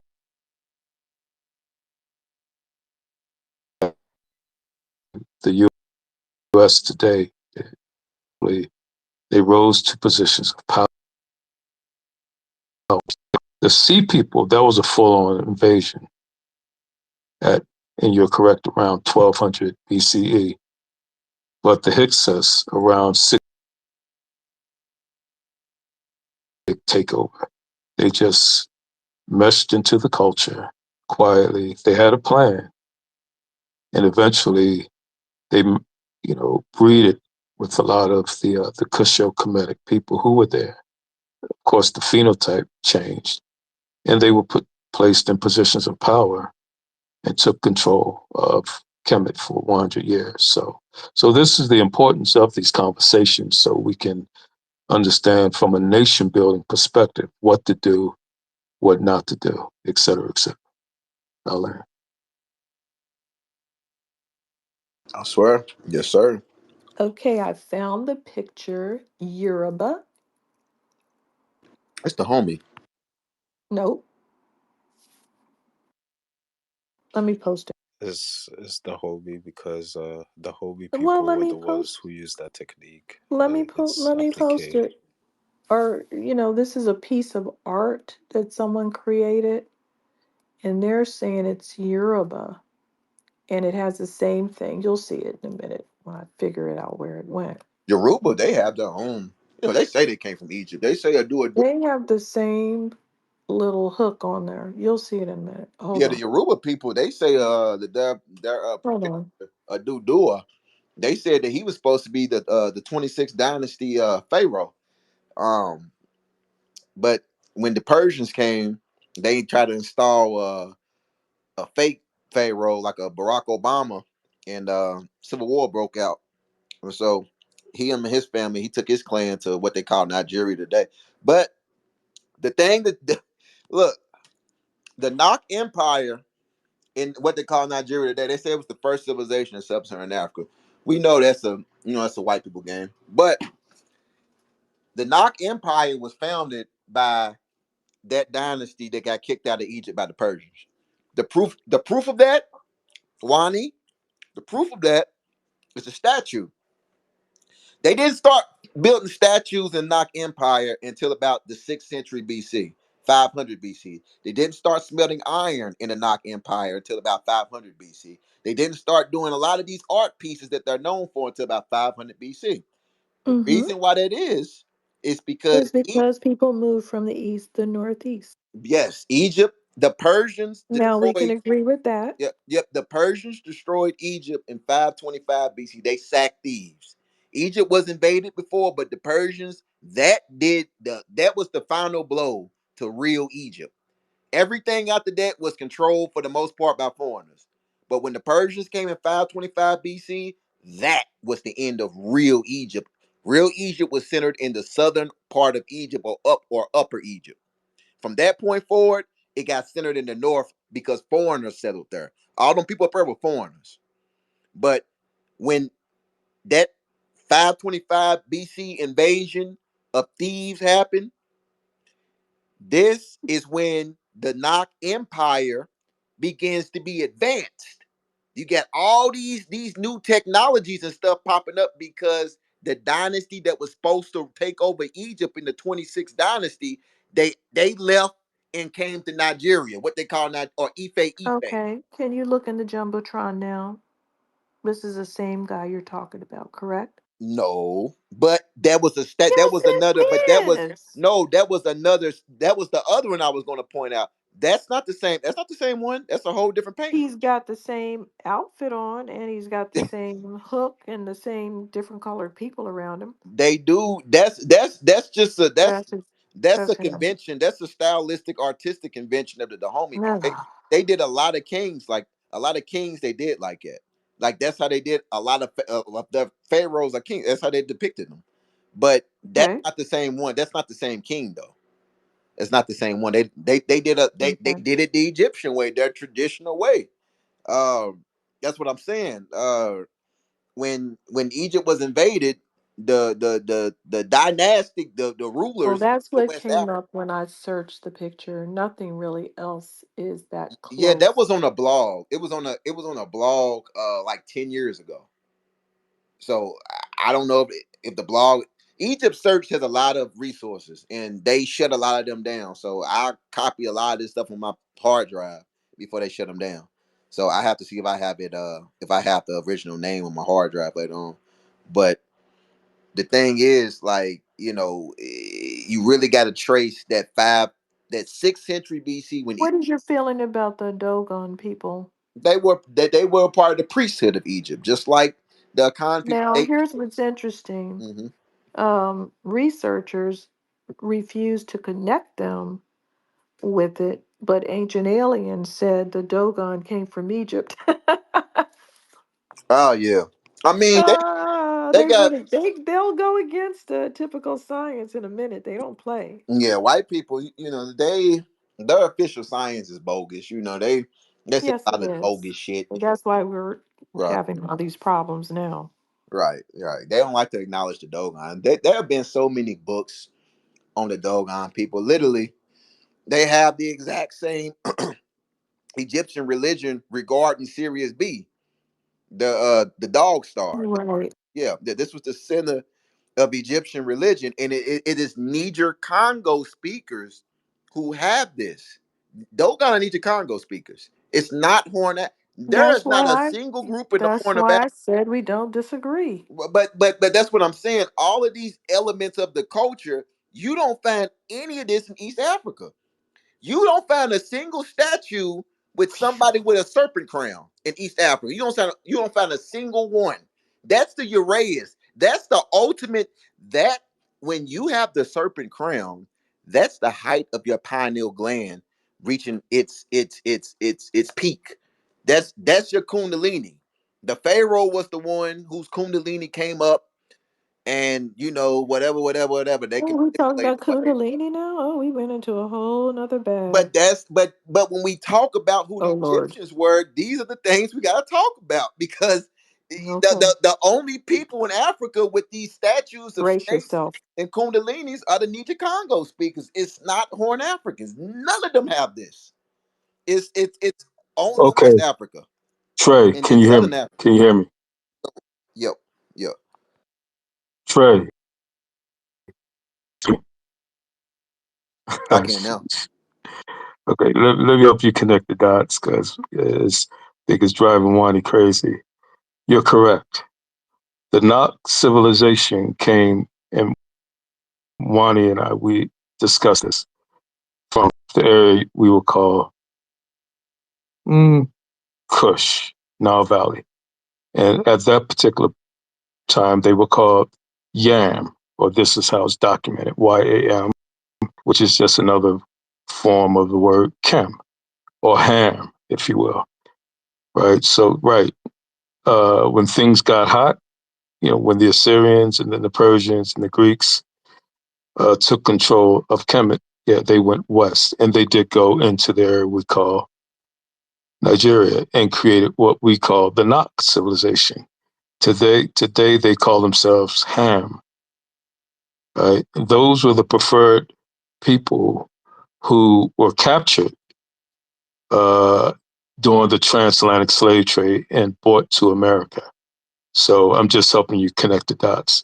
They admit that, they talk about it, and this is why today they're still hiding in the hills of uh,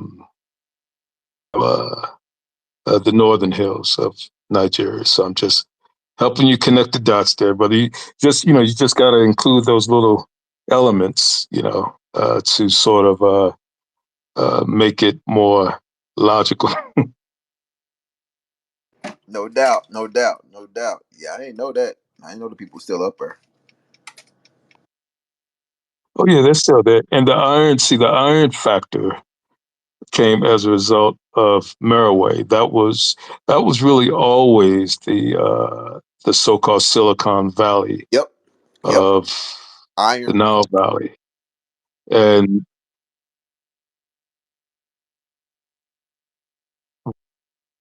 right, the so-called Iron Age, right? Reality, but we never, you know, uh, looked at it that way. But yes, they took that technology into that newly developed civil knock, and it was around when uh, the after the 25th dynasty, it was a total invasion of and control of Kemet, which, and you're correct, by the Axumites, which dealt the death blow push in that region we call Merowe. So just helping you connect those dots.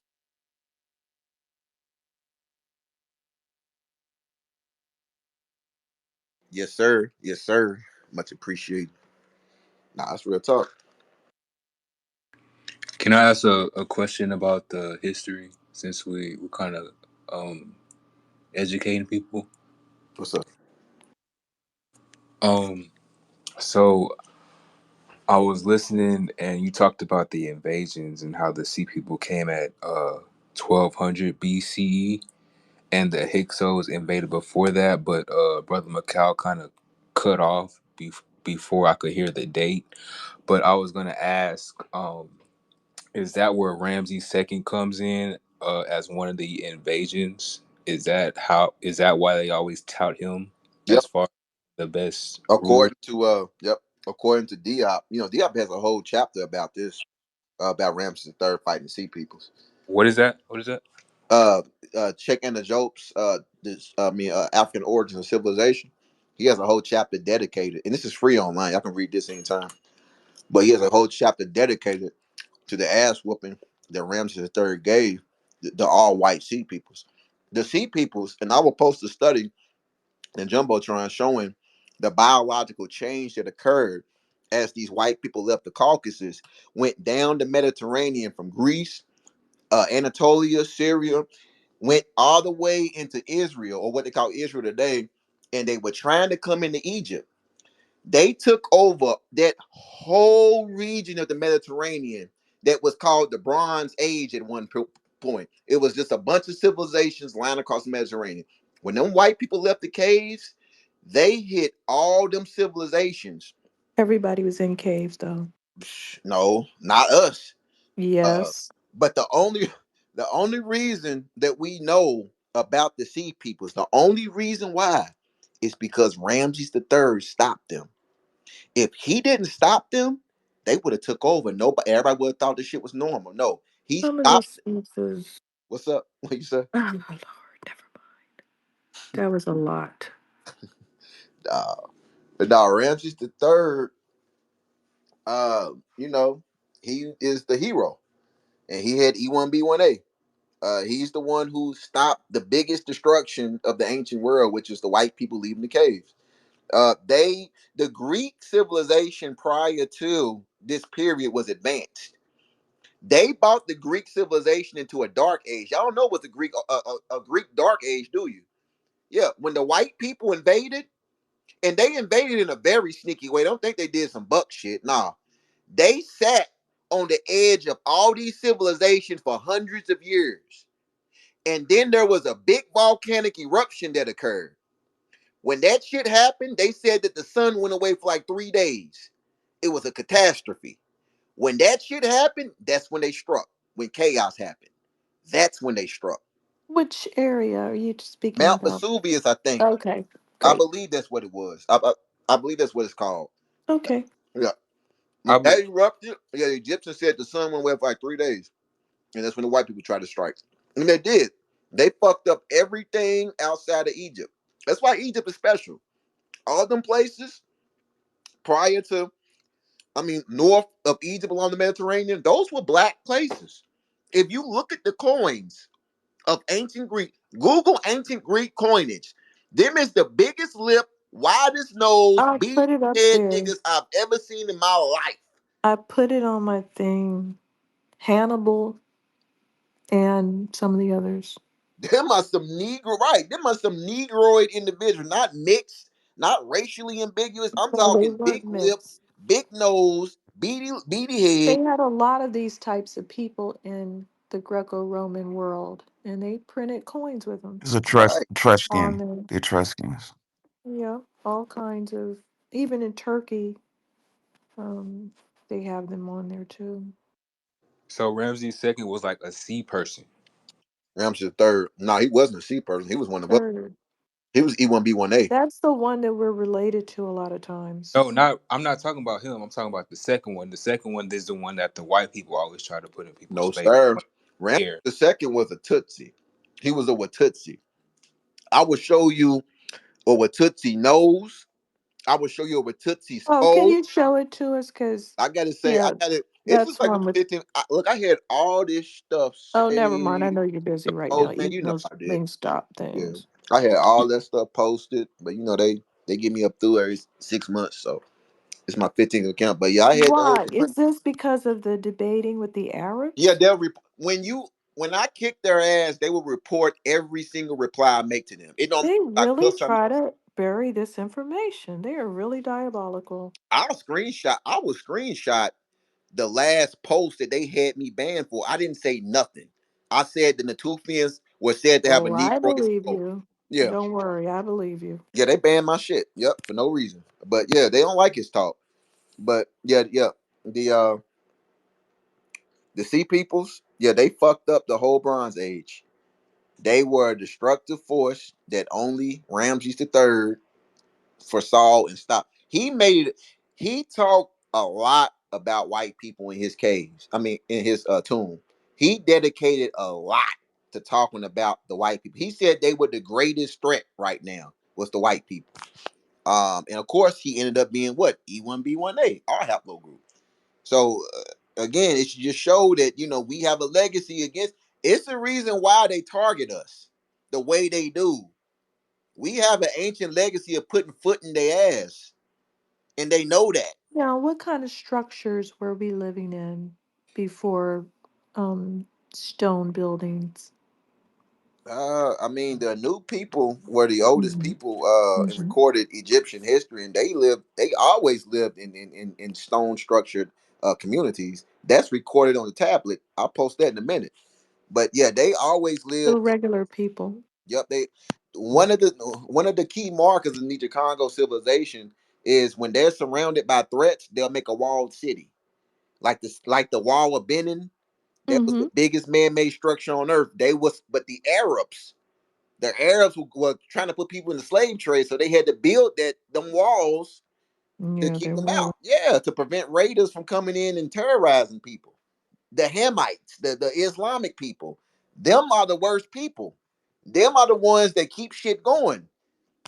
They put the pressure of slavery on every civilized place and forced those people to sell neighboring people to keep peace with the Arabs. So it's those Hamitic people who fucked all that shit up. The Muslim like people, yeah. I'm just being real. That's them. Dr. John Henry Clark, he made a point about talking about how bad the Muslims were to Africa and black people in general. He really did Well, not you like should know Islam. that. That's why he went out to Yeah. Farrakhan. What's up? But go look at Tipu Tip. He's Arab. What's his problem? Arab is a title. It's not a race. Okay. It's a That's what language. I'm saying. Oh, That's what I'm saying. When you yeah, say Arab, I don't know what I'm going to look up and yeah. find. Obviously, Now, let's talk about these caves that you insulted the innocent white man with. South Africans were dealing with a lot of caves, correct? which South, but you got Khoisan people who are nomadic in South. Yep. Yep, They got lots of cave activities, but they didn't live in. but they live outside for some reason. They don't really live in the caves, but they go in there and do things. They draw things, have some sort of ceremonies in there. East Africans have a lot of cave activity. And let's go down to Central Africa. Yep, lots of caves. Those are all nomadic people. You won't find Look all down in West Africa. hunter gatherer people, hunter gatherers. Niger Congo speakers. There's not a single tribe that's not agrarian. There's not a single hunter gatherer Niger Congo tribe. Not a single one. Every one of them farms. They were. There's They not just no. turned. There's no. There's not. Everybody was a hunter gatherer at some point. No, it's no, no. There's no recorded. There's literally no recorded Yes, history. there is. Even the Bantu migration, the earliest, what they say is the earliest record of Niger Congo speakers. There's never been a Mhm. record of us not being agrarian. The whole Bantu migration was said to be a spread of agrarian, iron wielding people dominating nomadic pygmies and Khoisan people. With Well, why were they doing that? Why didn't they leave them alone? well, that's not true. That's a apartheid lie. That is true. They No, it's not. actually No, it's not. No, it's not. they made a That's a lie. U-turn and went and bothered them That's a going both ways. That's a lie. That's an white people in South Africa. That's not No, true. The white people, Khoisan complained about Bantu people and they complained about two types of white people. white people, Everybody was bothering them. white people use the Khoisan as proxies against the Bantus in South Africa. They always say, Why were the "But the Bantus Khoisan, over there in the first the place? They Khoisan were shouldn't have here. been It over was there in the not first true." place. That's the thing. Like white people try to weaponize that Khoisan thing. That's a lie. And if you ever listen They to, don't like them now. that's because the white people created a caste system in Southern Africa Uh, over the Bantu. the Khoisan are in the African They part call of the themselves caste system. brown. Yeah, they call them. Yeah, they're in the caste system. They don't even want to be called colored. Yeah, they don't consider themselves. Yeah, I mean they're not Bantus. They want to be They're distinct. not, You know, they want to be distinct. but But they're put in the same category as a Bantu. and I heard they were called colored or brown. Me too. Yeah. But then when I investigated, they were not considered colored. I mean So now I personally I think they don't know who's colored because I was told East Indians were colored right. and Turkish people were colored. So at this point I really can't swear on anything. The definition changes because They don't know what they're talking about, from a genetic basically. standpoint, the Cape colored people are the most mixed people on Earth from a genetic standpoint. Like they have more random admixture than anybody on Earth. It is random. Yeah, Indian, Pajee, Khoisan, Bantu, white. It's It like is the most random. mixture on Earth. So that's special for that reason. They had a chef over there talking about this is Cape colored food. I was like, where are you from? Yeah, He looked like everybody jumped through him. don't sound good to me. No, it was nasty. So like potatoes and skunk ass. I'm good. Too many things going on. Too many fusion tries. I'm good on all that shit. But no. So you agree with me, Wani? Uh, Niger Congo, Egypt, and all that, right? I agree that a whole lot of different Africans were represented in Egypt. There was a Niger Congo element, one of the groups being the Dogon, but they had others. Um, the Nox civilization moved from that area The Yeah. cards, west. right? Um, but I do recognize that East Africans are represented in that population too. They That's are. probably where we disagree. No, they are. They are. But some people just like to. Okay, then we don't disagree. Okay, we agree. We agree. They weren't pharaohs, though. I say that, but they were there. Their women were getting ran through. Yikes. Is that on any of the hieroglyphics? Look at all the. Look at a lot of women.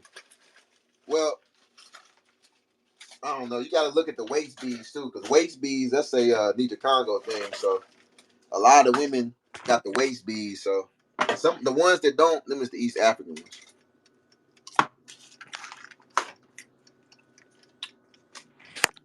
But a lot of y'all should know why these motherfuckers don't like us. These Indians don't like us.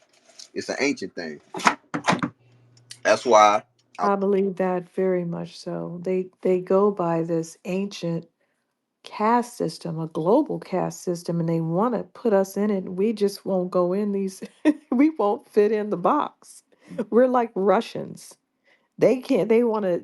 The Europeans want to dominate them and put them under their thumb and make them, act English. right. English think they're on the top of something. Dang. You have to come over here if you're Polish, now you're English. You're white. White means English. And the Russians, they don't do that. They're just A that's lot of just not their personality. them motherfuckers look Chinese, Russian. Well, that's because they have a very heavy Siberian admixture. They do look Chinese. It sucks. They'll look like a Chinese man with green eyes in a minute and look you up and down like you look crazy. Right, right. Motherfuckers about freezing, eating tiger meat. I'm good, but yeah, I don't know, man.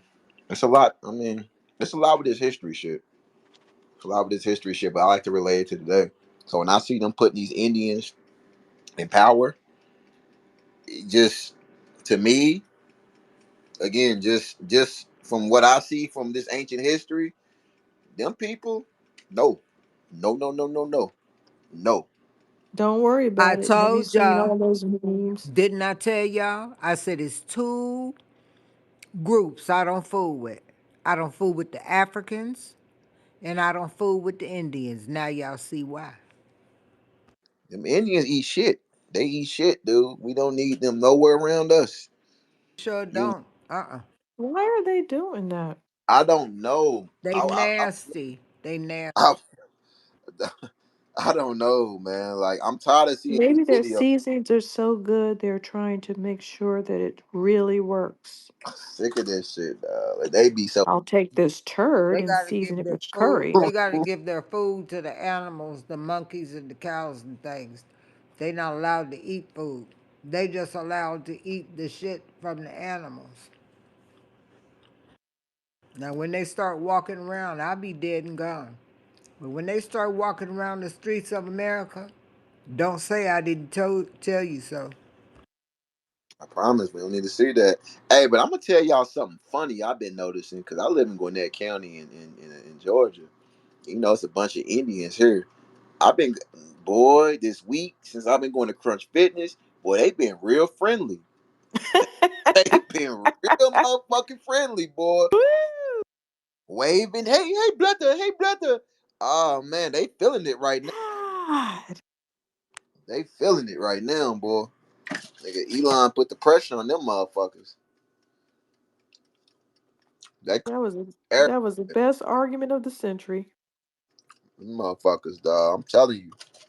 Nigga, I just went. I said, nigga, my bad. I just went to a gas station get my papers. Oh man, boy, that's the nicest he ever been, joking with me and making funny noises and shit. And I'm like, what the fuck? Yeah, they going through something right now. I'm telling you. Keep this beef going.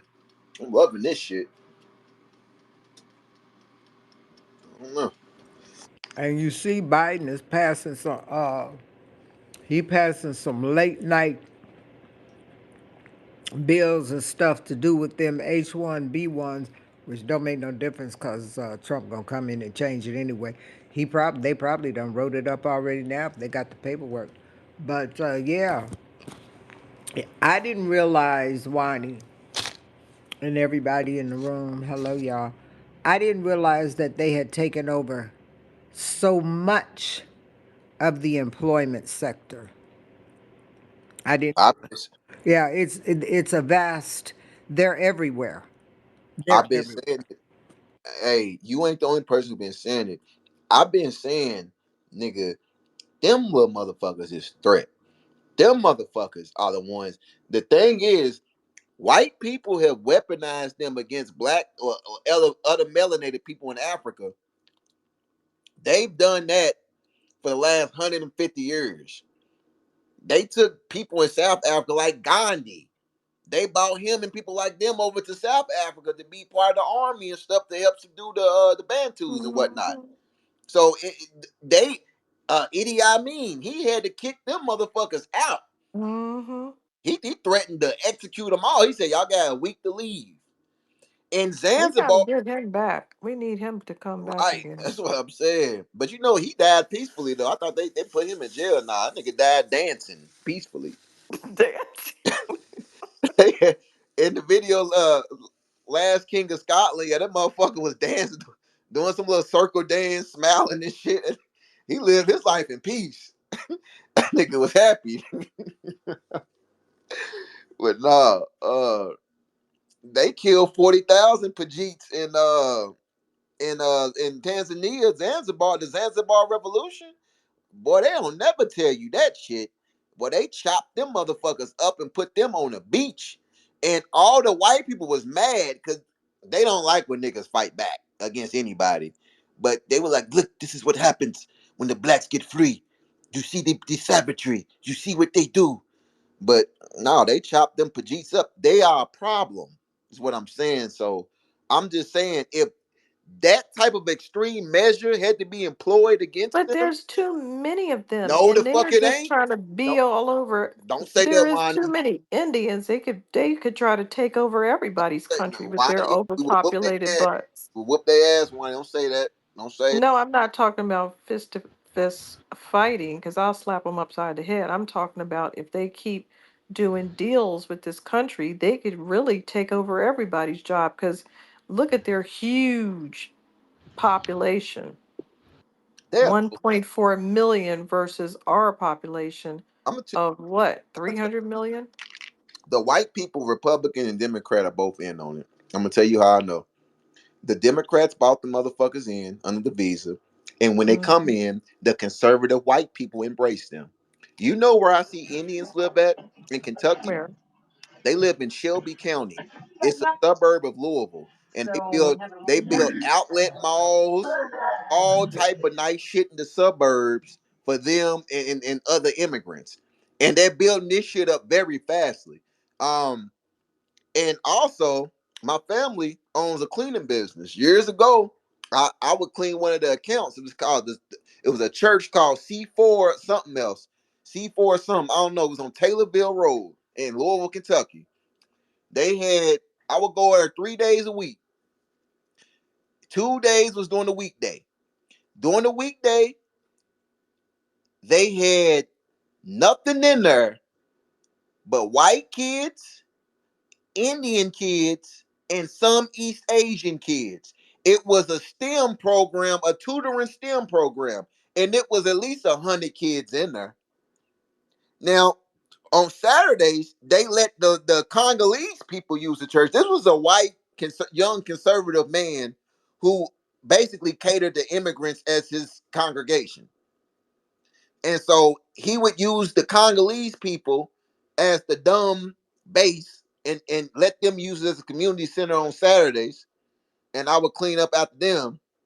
And on the weekdays, that he didn't, the Congolese people were nowhere to be found in the STEM and tutoring program. It was just Pajeets, Asians, and other Asians and white people.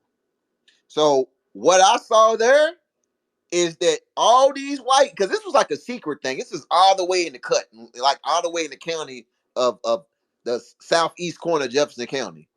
So this county is over a quarter black. How are there no black students in this program, but you got East Asians and Indians who collectively comprise less than 5% of Jefferson County's population? You got them over. They're trying to do that. They're It's too it's incentivizing too it. dangerous. It's too dangerous to have foundational Black American kids in STEM. It's too dangerous. And we're They very don't want good us dominating that. I'm just saying, just innovators the in sneaky it. nature of it, though, man. Just dude. Do you? These are the same people who Indians. They work so hard. They no, bitch. You are taking 0.0001% of that 1.4 billion people, and you're training them up.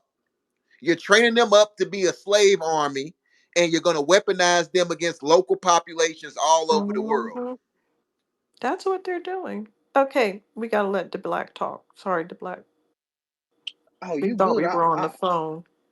you good. I love this build. I really want to add to it and really ask a question. Um, cause this kind of like add to the what was gonna be kind of like a question I was gonna ask earlier before Tommy hopped in. But knowing that history repeats itself and it ain't nothing new under the sun, and white people like repeating they own plays from the past, and this Indian question. Uh, since they brought these people to the Caribbean during like the colonization era, and this what made like the coolie class in Jamaica and different islands and shit. Do you think like this is kind of like a since they ain't got no more white people they can really bring over here? Do you think this is like a replay of what they did during that era to see if that worked and start like a new little mixed class? Because to me, when I look at Indian history, it just looked like they everywhere white people send them, they become like a buffer class and like the instigator in between. You know what I'm saying? White people and black people. But they're It, taking white people's yeah, jobs. it's more. It's a lot more dangerous than that. You're looking at a globalist agenda.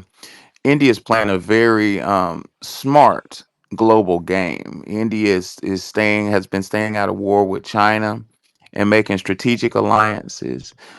Basically, India is taking over, and India is an unstoppable machine because it has too many people.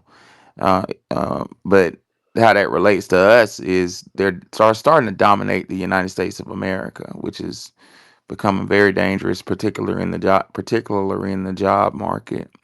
Well, as related to STEM, the issue the gentleman was talking about earlier, STEM, I've worked that for the last several years. It's just dominated in Memphis, Tennessee. Our STEM programs that my colleague ran, a black woman runs this computer programming program, just dominated by Indians. I don't know how they found out about it and dominated. Don't know, but they do. Um,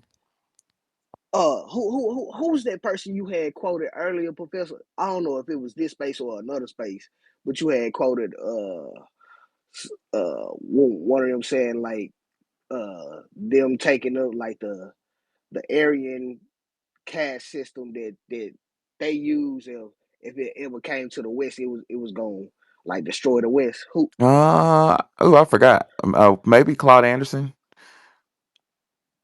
Yeah, cause I've been really thinking about that, and then when you look at some of these, cause oh boy, FBA really made me think about so when you look at some of these Caribbeans, like they do have a hairy mixture with it. I mean, some of these Caribbeans, they Yep. do have a mixture of a lot of Indian in them. Like when you look at Queen Zip, that be on Joe Budden podcast, like he looked like a regular Caribbean, but when you look at his kids, they look Indian. But Noah said he married to another like Caribbean person, so it's like they do have like a lot of Indian, East Indian or East Asian, whatever these folks Nicki is. Minaj. Indian, Yeah, yeah, like they you kind of see the especially like the Trinidadians, yeah. and some of the Jamaicans even have Chinese last names, so they're really mixed up with them. See, I thought I was tripping with because when I look at some of these folks, I'm like, man, y'all look like a lot of people over on the other side of the ocean.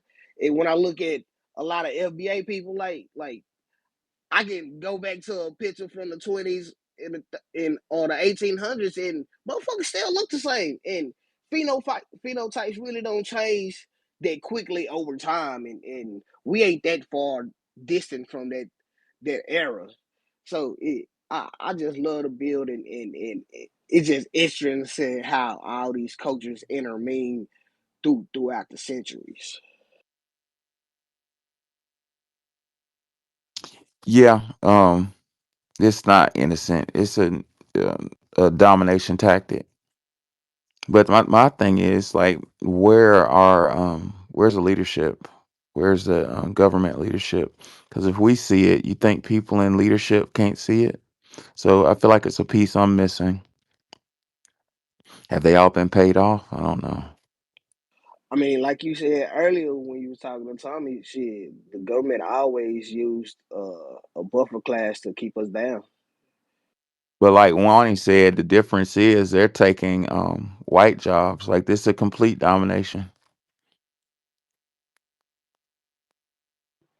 That's what Hey, that mega fight is hey, about. did y'all see that? What's up, Wani, Professor? Hey, Nikki. Did y'all see that the TED Talk from India? what was it about?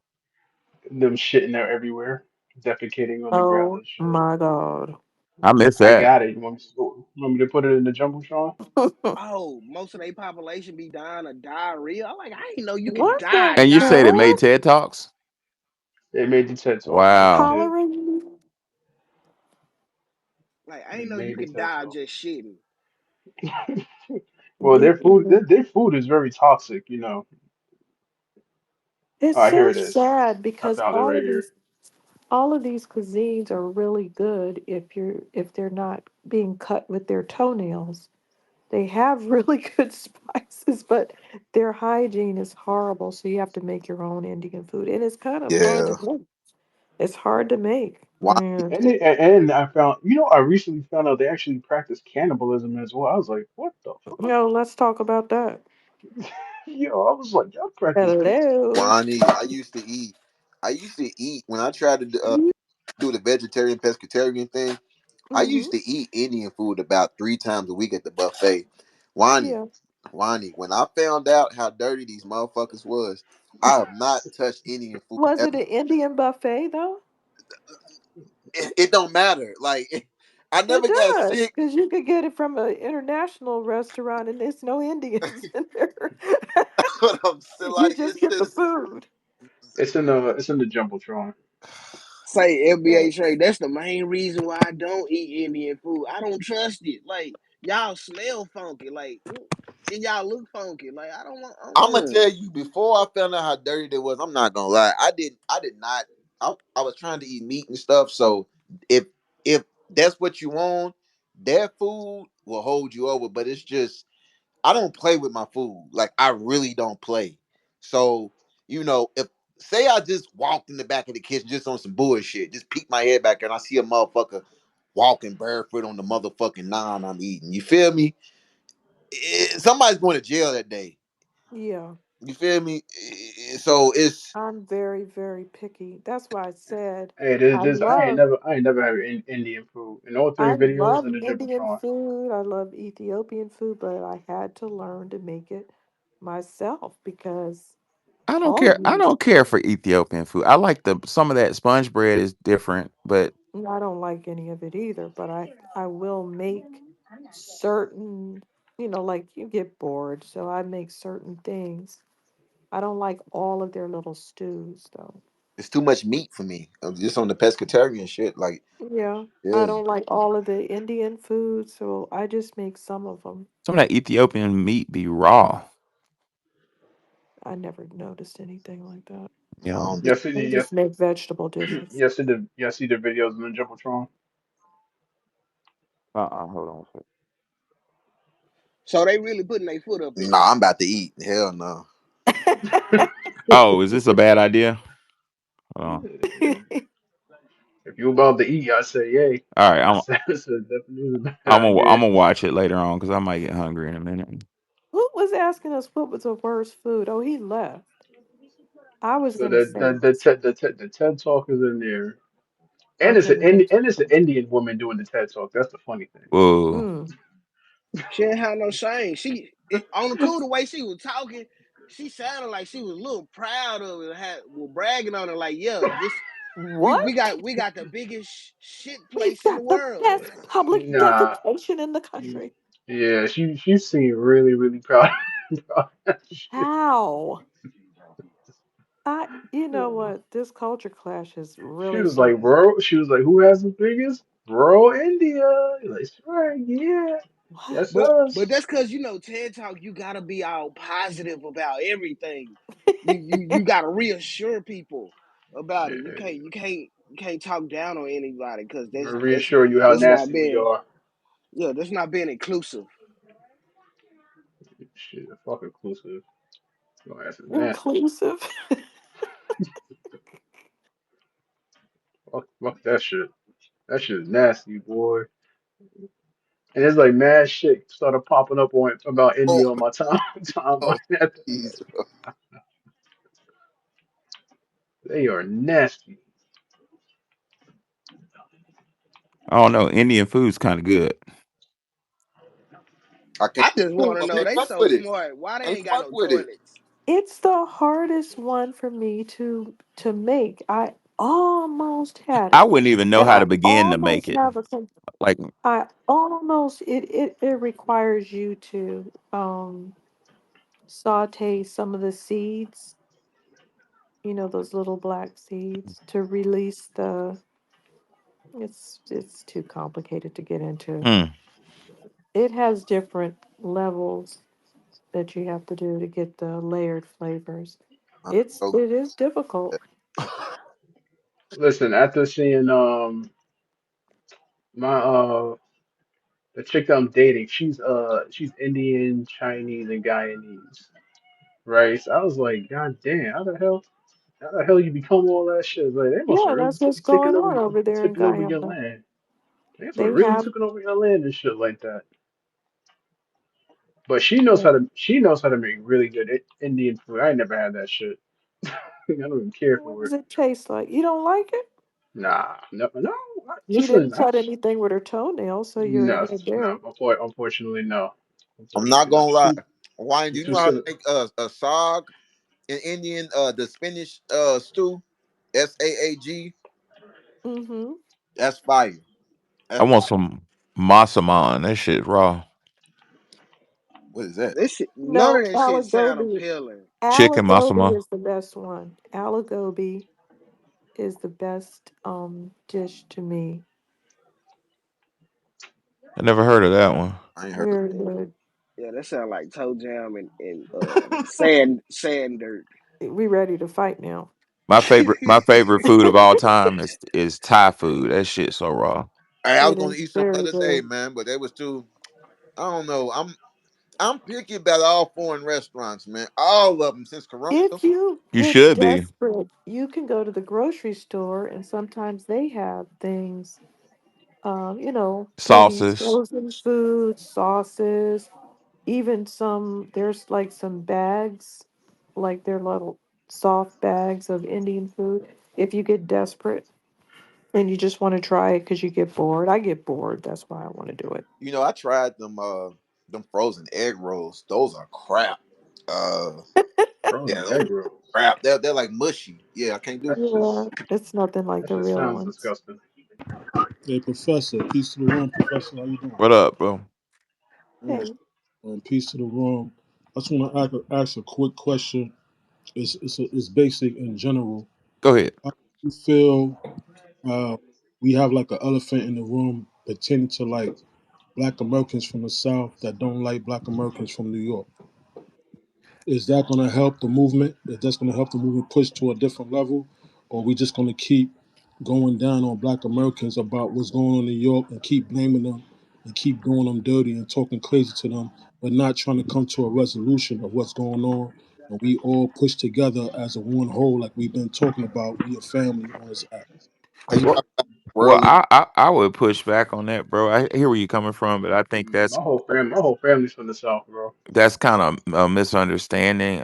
I think the pushback that I've been detecting lately is pushback against um, number one. It's kind of hard to ascertain if a New Yorker is actually foundational Black American or not. I lived in Manhattan for a year, but I'm detecting kind of a little rift going on between New Yorkers who may not even be foundational Black American cosplaying as Black American. So I think the issue becomes trying to figure out your lineage, number one, and where you stand on the lineage game.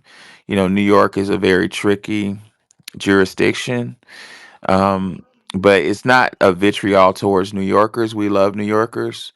Um, but you have a lot of people who New Yorkers who are cosplaying FBA and actually trying to hurt the lineage. Earlier in a space, the term of art brought up was Spanish niggas, and we had a guy in there trying to say that he never a quote unquote New Yorker saying, I never heard of that. I never heard of that. Well, I only lived in New York a year, and I remember that shit irking me over 10 years ago.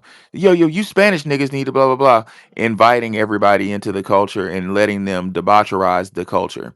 But on the flip side, we are not able to go into Dominican culture or Puerto Rican culture and debaucherize theirs. Their cultures are held sacred. Italian culture is held sacred. New York City is one of the most divided.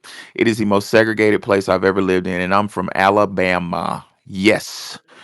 And people guard their cultures like it's holy.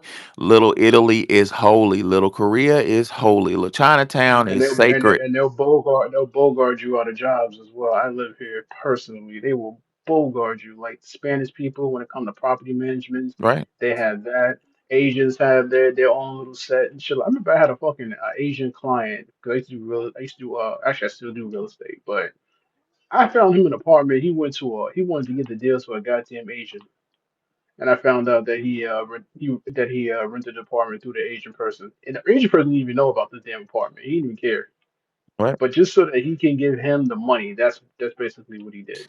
Yeah, yeah, and so in conclusion, before I get lost, lose y'all in the weeds or muddy the water.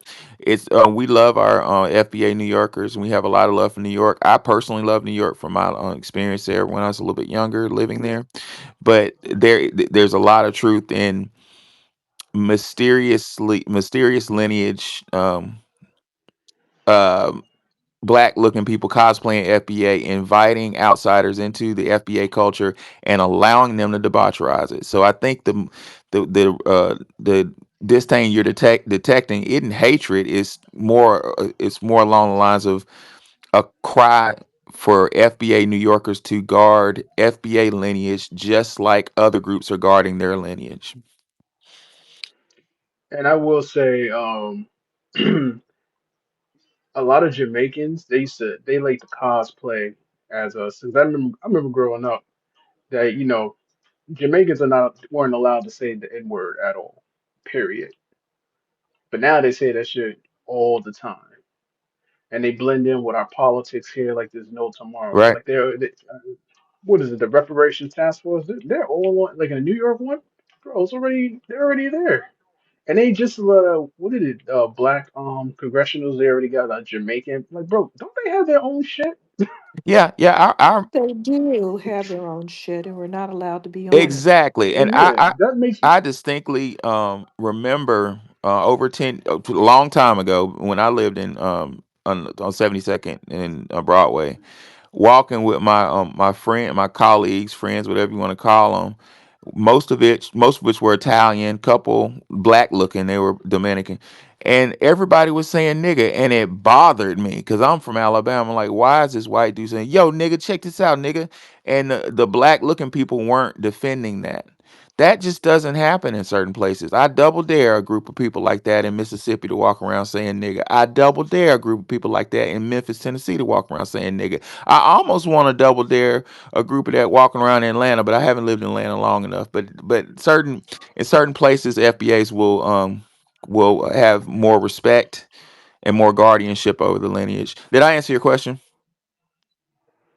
Oh, he left. I think he left. He didn't seem angry. He sounded like a Puerto Rican. Oh Lord. Oh, on the cool, it sounded Yeah, like your stalker wanted. yeah. He Oh sounded like he was no. here for some I'm bullshit. surprised he didn't. I want it. I want He it. He knew what I was saying was the truth. He couldn't handle it because he's probably um letting other groups of people say nigga and saying Spanish nigga. I couldn't stand hearing that Spanish. You Spanish niggas. I heard that so much when I was in New York. You Mm-hmm. Spanish no. They niggas. still and they still say it. Oh, Yes, they do. The guy came right in there the other day and said it 50 times. I was like, you shouldn't be calling them that, and you shouldn't be calling them Spanish. Everything about what you're saying is wrong. you say that shit in Birmingham, you get your goddamn teeth knocked out your mouth. They love them niggas up in New York. The Dominicans, Puerto Ricans, not niggas, but you know what I mean. See? My bad. Mm. Damn. My bad. John Horse. Yo, what's good, everybody? Nah, I was gonna actually say to y'all point too. One thing about immigration that I was thinking about, especially with the whole situation about what's going on up there in New York, I believe immigration was also a tool to actually confuse us. because the thing is about a lot of those, you know, those quote unquote melanated people we see up, you know, up in New York, you don't really know who's who. You don't know who's from where or what. You just kind of assume, okay, oh, you black, okay, cool, you must Oh be from no, no, here.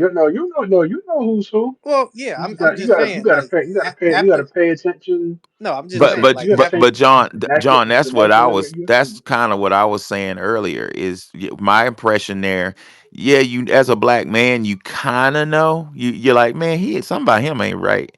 But a lot of people are allowed to cosplay the culture, wearing yeah, Tims, wearing ball caps. Like Puerto Ricans, you got Italians up there cosplaying the culture. Wherein in certain areas, well, me, I'm a Southerner, so maybe it's like that in Los Angeles or other places. I don't know, but in the deep South, um, if you see a white dude in Mississippi or Alabama that is, got on Jordans and a ball cap and he kicking it with the brothers, he's down like a motherfucker. You know what I'm saying? Whereas it's kind of cosmetic in New York and it's outright offensive. You know what I'm saying?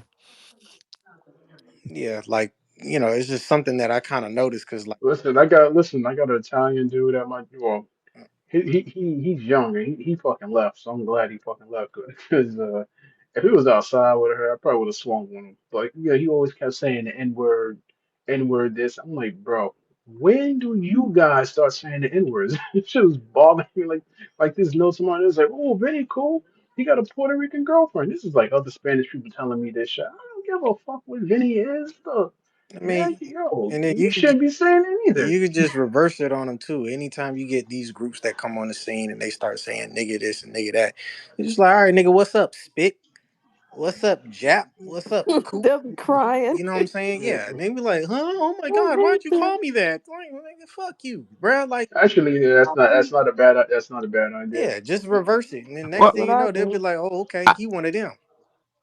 I don't know if that's reality. Well, I haven't lived in New York or been in New York in a minute and lived there in a long time, but my impression of the neighborhoods in New York City, the boroughs, is like I was saying earlier. Their culture is gate kept. Like you dare not insult Italian culture when you're in Little Italy. You dare not say nothing crazy in Spanish Harlem, even though Harlem is kind of like a black neighborhood. That's a whole nother story, but it's gate kept. There's a unspoken level of respect for their neighbor, for their cultures. You know what I'm saying? Whereas the offensive part is our culture is just like allowed to be cosplayed. So the question is, how do you protect a culture? How do you do that? Because the Italians know how to do it. The Koreans know how to do it. The Japanese know how to do it. I hate saying Spanish because I speak English and I ain't no goddamn Englishman. But for the sake of argument, this I'm not gonna say Spanish. The Dominicans, Latinos. yeah, the Latinos know how to do it. So the question is, how do you do it? That's a real question. What do y'all I, think? I mean, like, cause like I'm over here in Hawaii, you I know what I'm can't saying? say. And like I see, like, you know what I'm saying, like how hardcore, like, you know, the Polynesians, you know what I'm saying, like Hawaiians and things like that. You just have to, one is like you kind of gotta enforce it. Like you do in a certain sense have to, you know, I mean, people can, you know, they can partake in your culture, but you don't dictate it. So it's like once we see that you trying to dictate and Right. you start trying to, you know, do things like that, you know, you get, it's okay to be hostile when people try to dictate how you know, how you do things. Because that's one thing that I've noticed about a lot of groups, like up close, just, Resource. you know, seeing how they move. They It's just like, just want to copy off of their big brothers. They hear their big brothers saying it, and they just gotta drop their pants down and say nigga, nigga, nigga. That's my Mhm. nigga. They really, this is really how they feel. They're not trying to be offensive, but they are offensive. Wani, I absolutely hated it. I know they are offensive, and them be them. especially now since we're delineating. All of these things are glaring, but they're really just copying in that context, just trying to be cool. You guys are the epitome of cool, and you don't even really know it. Well, Mm. I don't have my glasses on, but whoever was speaking right before Wani was It was really a Chucky doll. Chucky Doll. Who is it? Okay, John Horse was touching. That's so silly. Horse was touching on something. He was like, basically, I'm paraphrasing you, John. that they'll allow you to get into the culture, but there's a unspoken line of hold on, motherfucker, that's too far. I think that's it. And to I wish that New Yorker dude would have stayed in here because his ass would have learned something. Um, um, that's the vitriol towards quote unquote mysterious alleged FBA New Yorkers is where are the brothers holding the line? Well, you don't get brothers holding the line because most of them are not FBA. They had some of those Caribbeans in New York have absolute disdain for FBAs, but Yeah, they will dress like FBAs to get girls because we get the girls, yeah, and they do that. You got to remember too about a lot of these groups. Look at how they treat their home countries. They sell out their home countries. They ain't got a right? problem selling out our culture. They don't have value for themselves. Hey, Jamaicans can't go on the beach. Yeah, the fuck what you mean? I wish you would come to Hawaii telling Hawaiians they can't go to a beach, nigga. They'll overthrow the fucking United States government. They will. They will fuck what? They really Tell will. them that. Tell them that. And watch what happens if the whole family don't come outside and they don't have no guns out here like that. And they'll probably beat you to death telling them that they can't go. Man, yeah. What? And you know that that would be such an easy protest. How much protesting do you think they'd have to do just to have the right to go on the beach? It's not like having to get civil rights, but they can't even muster that up. Yeah. And so when we see these things happening, it's just like, that's kind of how I see it. These people, they don't have a value for their natural resources, their homelands and things like that. So they'll just be willing to just sell it up the river, bro. They if they're willing to sell their homelands and their cultures up the river, they definitely will not mind, what I'm saying, coming into, in our culture and then just doing the same thing. So that's why, like I said, yeah, you're a visitor in our culture, but you don't dictate anything here. And once we see that you're trying to dictate stuff, then it's like, we gonna put our foot down, bro. Like, there's nothing wrong with discipline people who disrespect you. There's nothing wrong with it. I think right now where we're headed as a people, as foundational Black Americans, is we're developing a culture of consequence. Yes, which is what Dr. Claude Anderson's been telling us the whole time. John Horse, I wish I had a pen and paper and wrote down what you just said because you actually just gave us a solution, brother. Bravo. Yep, culture of consequence. That's where we headed. Well, Are you talking about when he said, when they say the N word, call them what they are? And just in general, he said a lot of things that were solution oriented, but in general, being aware that, okay, don't be absolutely hostile. Let people come in and cosplay the culture a little bit, but when it gets to a certain line, pounce on their ass. Man, chill out. Don't you fucking say nigga no more. You say nigga again, I'm gonna punch you in your goddamn mouth. Oh, dude, I didn't know. I saw white boys in New York talking about nigga. Right. I didn't know. I thought Bro, it was cool. Well, motherfucker, it ain't cool. Stop saying that let Remember me shit. that let midget? me let me. I had Remember that somebody. midget said that? Huh? What Remember that midget? midget on that show was saying that's my nigga, and Ugh. they got on his case. He was just talking to some other white boy. Ugh. Listen, I had somebody literally. It was like late at night. I was on my game, and he was like, "Oh, hey, what's up, bro?" He said, "Hey, my friend lets me call him the N word." I was like, "Do you mind if I?" He's like, "Do you mind if I call you the N word?" I said, "If you was right in front of me, I would literally punch your lights out just for even asking that fucking question." Maybe And he's like, maybe threatening, and all I did say punch. That was irresponsible of me to say that. Maybe threatening violence is a bad. I'm gonna go ahead and say definitively, threatening violence is a bad idea. So that my bad. I withdraw that prior statement. But cuss them out, man. Fuck you, man. Don't say nigga. If you say nigga around me again, man, you can't fuck with me, man. Say that shit around me again, you're gonna be walking by yourself, something like that. yeah, Is it okay if Remember I when? speak up? it's just a Remember when Gwyneth Paltrow was running around talking about that's my nigga? "Wait, what?" Oh, I missed Yeah, that. her and Madonna and them, y'all are my niggers and stuff. I'm like, you What? cornballs. But What are the you N talking word about? was invented in violence. The N word was invented in violence and it comes with a threat of violence. I've watched these fight videos with these little white kids on And that if somebody's Oh yeah, losing when the they fight, oh yeah, they start saying then the the N other word. person says, you know, what now, nigga, what now? Like, you don't get to claim that. The consequences do have to be immediate. And we have to draw those boundaries over and over and over again. You're exactly right.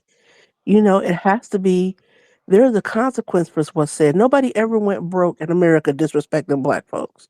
Yeah. Well, but You but know, but whether again, it's a result. Dr. Claude Anderson talks about that. And anybody who's studied psychology to some extent, to any extent, understands it. B.F. Skinner figured out that power is the ability to add consequences and add rewards, to give consequences and give rewards. That's what power is.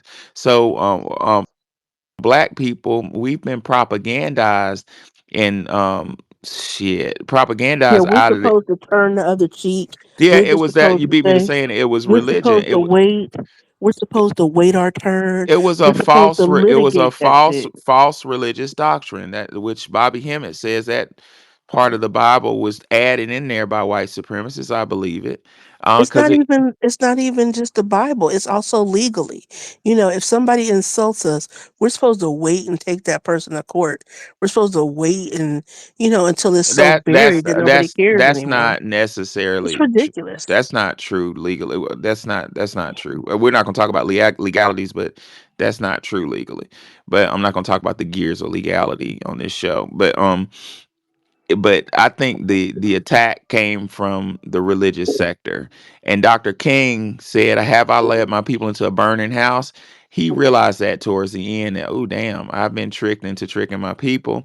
But it's taken us a long time to get out of the ideology of we're going to be the bigger person. I remember I heard Michelle Obama say years ago, say, when they go low, we go high.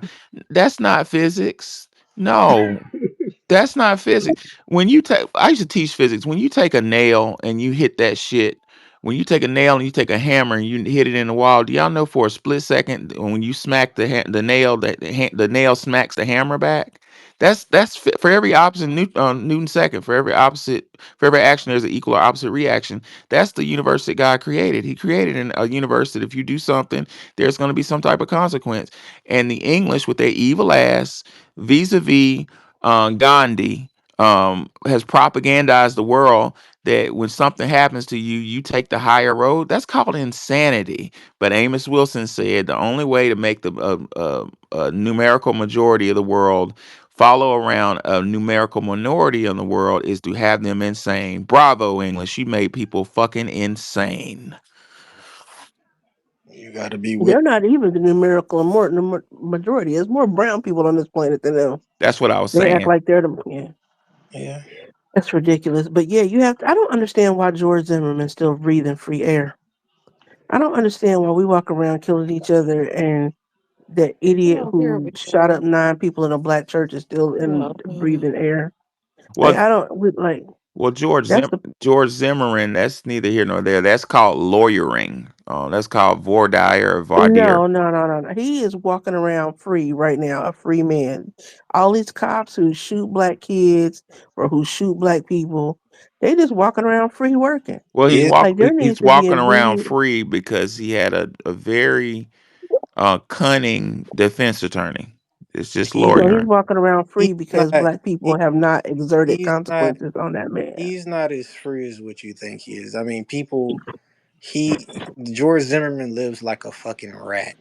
Like And he deserves to live like a he rat. has he him and Casey Anthony. yeah, he can't move like normal.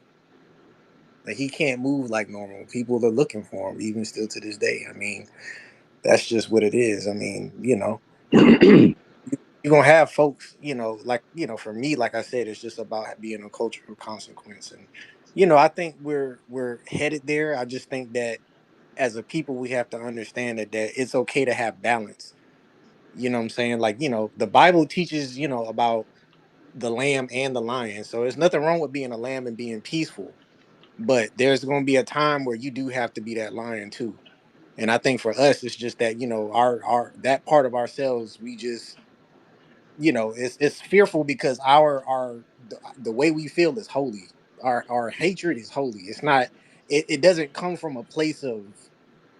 of Evil. evil. It's natural for us to have hatred. The what we've been through is totally natural, and it's not bad to feel how we feel. You're like literally nobody would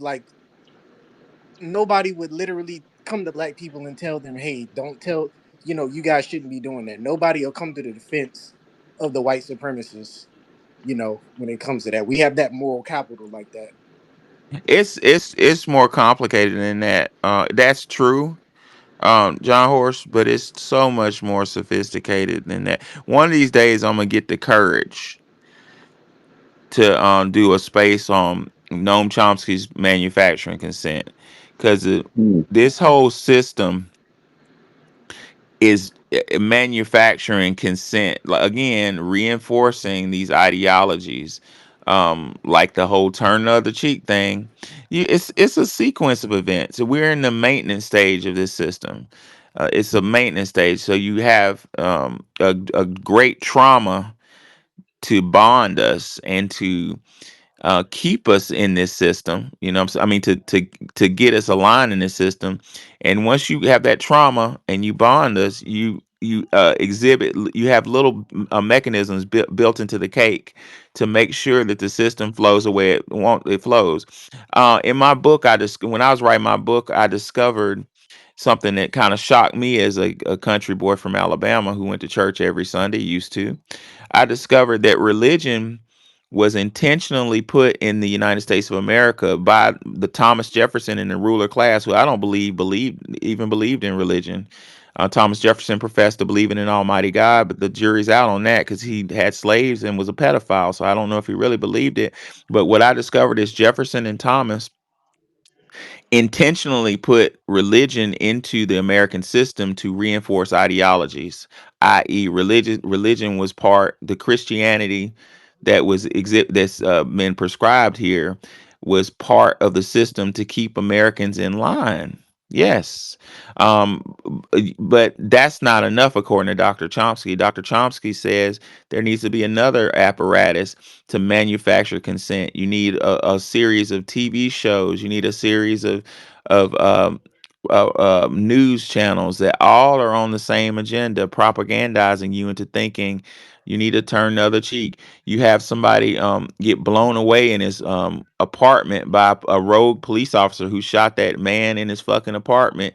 And what's the first thing that his parents and family does in court? They forgive the shooter. That's insanity. Even animals don't do that. Right. It's not Newton's second. It's not nature. It's not it's yep, it's not, yeah. It's opposite of nature. You got to give it to the English. They did a good job on making us fucking crazy. May I? Can you guys hear me okay? Yeah. Mhm. Okay, awesome. Good evening to everybody in the room. I appreciate the opportunity to ask a question and speak my mind. I have a listening to you. I have a question as to what y'all think about the technique and the strategy in the book called what was it? The spook that's set by the door. When I listen to you, that's what I'm hearing as far as defending ourselves and some of the issues we're dealing with. What do you think about that? Well, I don't know what you mean by defending ourselves. Elaborate. Tell me more. And I don't recall bringing up the spook. It's a good book, but I don't recall bringing up Oh, the spook set by the no, door. no. I'm just saying. That's what comes to my mind. You didn't, but of course, the Art of War, the Prince, and the Book of Five Rings. But as far as like how the sister was saying, these people are still walking around, and we're turning the other cheek. We're still prostrating ourselves in a position of being hospitable. Even me, like. It wasn't until I began to come into spaces like this and listen to Tariq and whatnot. Whenever I would see a black person being hired on my job and whatnot, I would rush over to them to introduce myself. And now I'm a lot more cautious. I'll just tell you a quick story. The last brother that just got hired, I went over to introduce myself. And as he started talking to me, I heard an accent. And I said, oh, you from the island? You from the Caribbean? And he says, no, I'm from New York. And I said, oh, okay. I said, I thought you was from the Caribbean. I'm sorry. He says, why you say that? I say, because I heard an accent. He says, oh, well, my parents are from Jamaica. And so I'm just like, I'm like, why do we have to go through all of that? You know what I mean? So it's like, but at first glance, I would have thought he was a FBA all day. And I have to really check myself and remind myself because it is this weird thing going on. But being from the South, we were just taught to be hospitable almost to a fault. And so what you guys are saying is so true. We have to take a step back and just be more cautious. And and even when we're being attacked or being denigrated, um, and so forth, our culture, our lineage, like how y'all were saying, these people are still walking around, not just insulting us, but unaliving us. You see what I'm saying? So we definitely need a system of self-defense, um, Well, well, and accountability. I don't really address Hmm. violence. I believe in common sense, but I'm a nonviolent. But this is a nonviolent space. I don't address any type of violent tactics. I Hmm. do believe I'm, in protecting yourself, I'm, but can I say, this? what we need to keep in mind to address your prior issue is we have to keep in mind that we were propagandized into being crazy. We were propagandized into just seeing somebody and saying, "Oh, hey, brother, he looked like me. Oh, he got brown skin. Oh, yeah, he's one. Hey, brother, what up?" And to let somebody who quote unquote kind of looks like us into our inner circles of power. That's called insanity. So how do I know we were propagandizing there? I know that for a fact because the great generation, my grandmother, uh, the um, the great generation, the golden generation, um, I can distinctly remember them vetting everybody who came in the black neighborhood. They weren't vetting white people. They were vetting, we had a new neighbor. Somehow they knew exactly who she was. That's her mama's an alcoholic. Da, da, da, da, da. Bring her mama a pie. Hey, baby, come here. Ain't your mama Katie and them daughter? Yes, ma'am. How's she doing? She doing okay, ma'am. Okay, take this pie to your mama, baby. See you later, baby. It's good seeing you. And the moment she walk off, she say, hey, don't fuck with her. Don't you talk to her. Her mama on drugs and she'll have you fucked up. We used to be that way. If But I, we had a bunch of sellouts, mhm. traitors, and media propaganda in tandem, in lockstep. That's what I'm trying to tell you. It's systematic. It ain't just one thing, it ain't just two. It's a combo. You And had Jesse Jackson with the Rainbow Coalition, plus a news media all owned by what, like nine people who prof- know each other. Professor, do you really consider self-defense, which I hear you saying violence, but when aggression is warranted, how is that violent? How is self-defense? I'm just saying this is not the space. It's not the space to talk about it. That's I not my understand. Right. that's not my stick. Maybe you need to find another space. I tell you who's really good with that is what's the guy's name? Maj Toure. Yeah, he has a space, I got but you. I don't address stuff I don't know much about.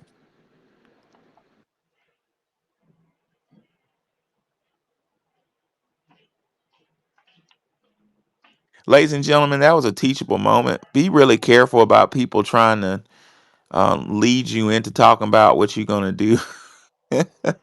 I mean, the brother probably meant no harm, but I'm overly cautious about people saying, "Yeah, we need to go do this.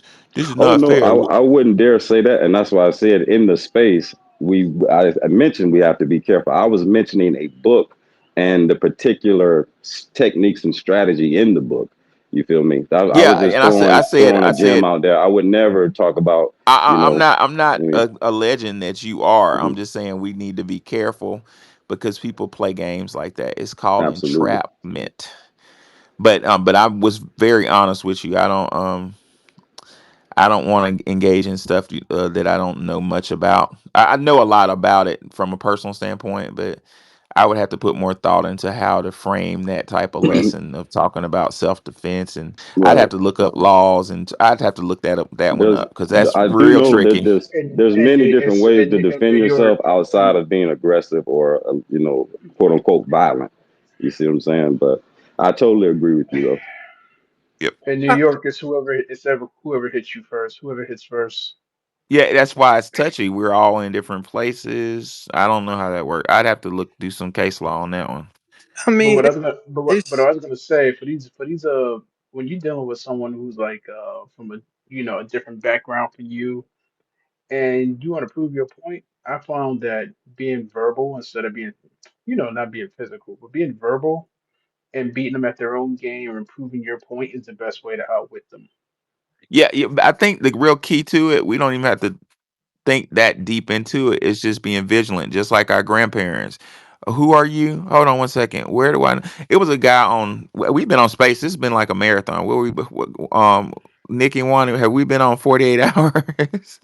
It's funny, but I'm saying that because I don't remember when this guy came on. Was it this morning? It was. No, we've been in here since No, I'm talking about just on spaces. Period. average. Remember? Oh, I don't know. Bouncing, like bouncing from our space to Tariq's to average to Mhm. Oh, I see what you're yeah, saying. the chain of succession, as it were. That Oh is yeah, by the what way, I'm Tariq has thinking. a space open. Oh, okay, yeah, we okay, okay, good, because we about to dip to it in a minute. But thank you. Good night. Yeah, thank you for telling me that. No, I'm just kidding. But what I was saying is there was a guy, I don't know if y'all know him, Trust UCC. He used to be called Halo. Yep. Yeah. Oh, Halo, yeah, he's still around. Yeah, yeah. I don't I won't engage with the guy. I refuse to, you know. Um I forgot context. It was context to what we were talking about earlier. So can somebody confirm Tariq having a space? Is it confirmed? Yeah, Yeah, he's it's free. got He's it. in right now. All right, guys. I, This has been a blast. I've learned a lot. Today is like one space for the record books. It was epic earlier. I look forward to the replays. And again, we will do this again tomorrow. It's good seeing y'all. FBA, FBA trade day. You were teaching me some shit, man. I gave you a follow. So Appreciate it. I will see y'all in Tariq space. Let's do this shit. Wani, Nikki, any last words? shit. No. I was just gonna say one more thing, Professor. Come on, man. I was just gonna say, man, like, look, you out or anything like that, the same way how these other groups of people are short with us, we can be short with them. You ain't gotta, if they ask you about politics, learn how to be short with your answers. Amen. Oh, yeah. Oh, what do you think about Kamala? I don't know about Kamala. I don't do politics. Just keep it Exactly. real. Don't come on the scene. You're in a war. Yeah, Learn how not. or what's it to you? That's none of your business. We Yeah. see that slave mentality has us trying to be nice. John Horse, I look forward to seeing you tomorrow.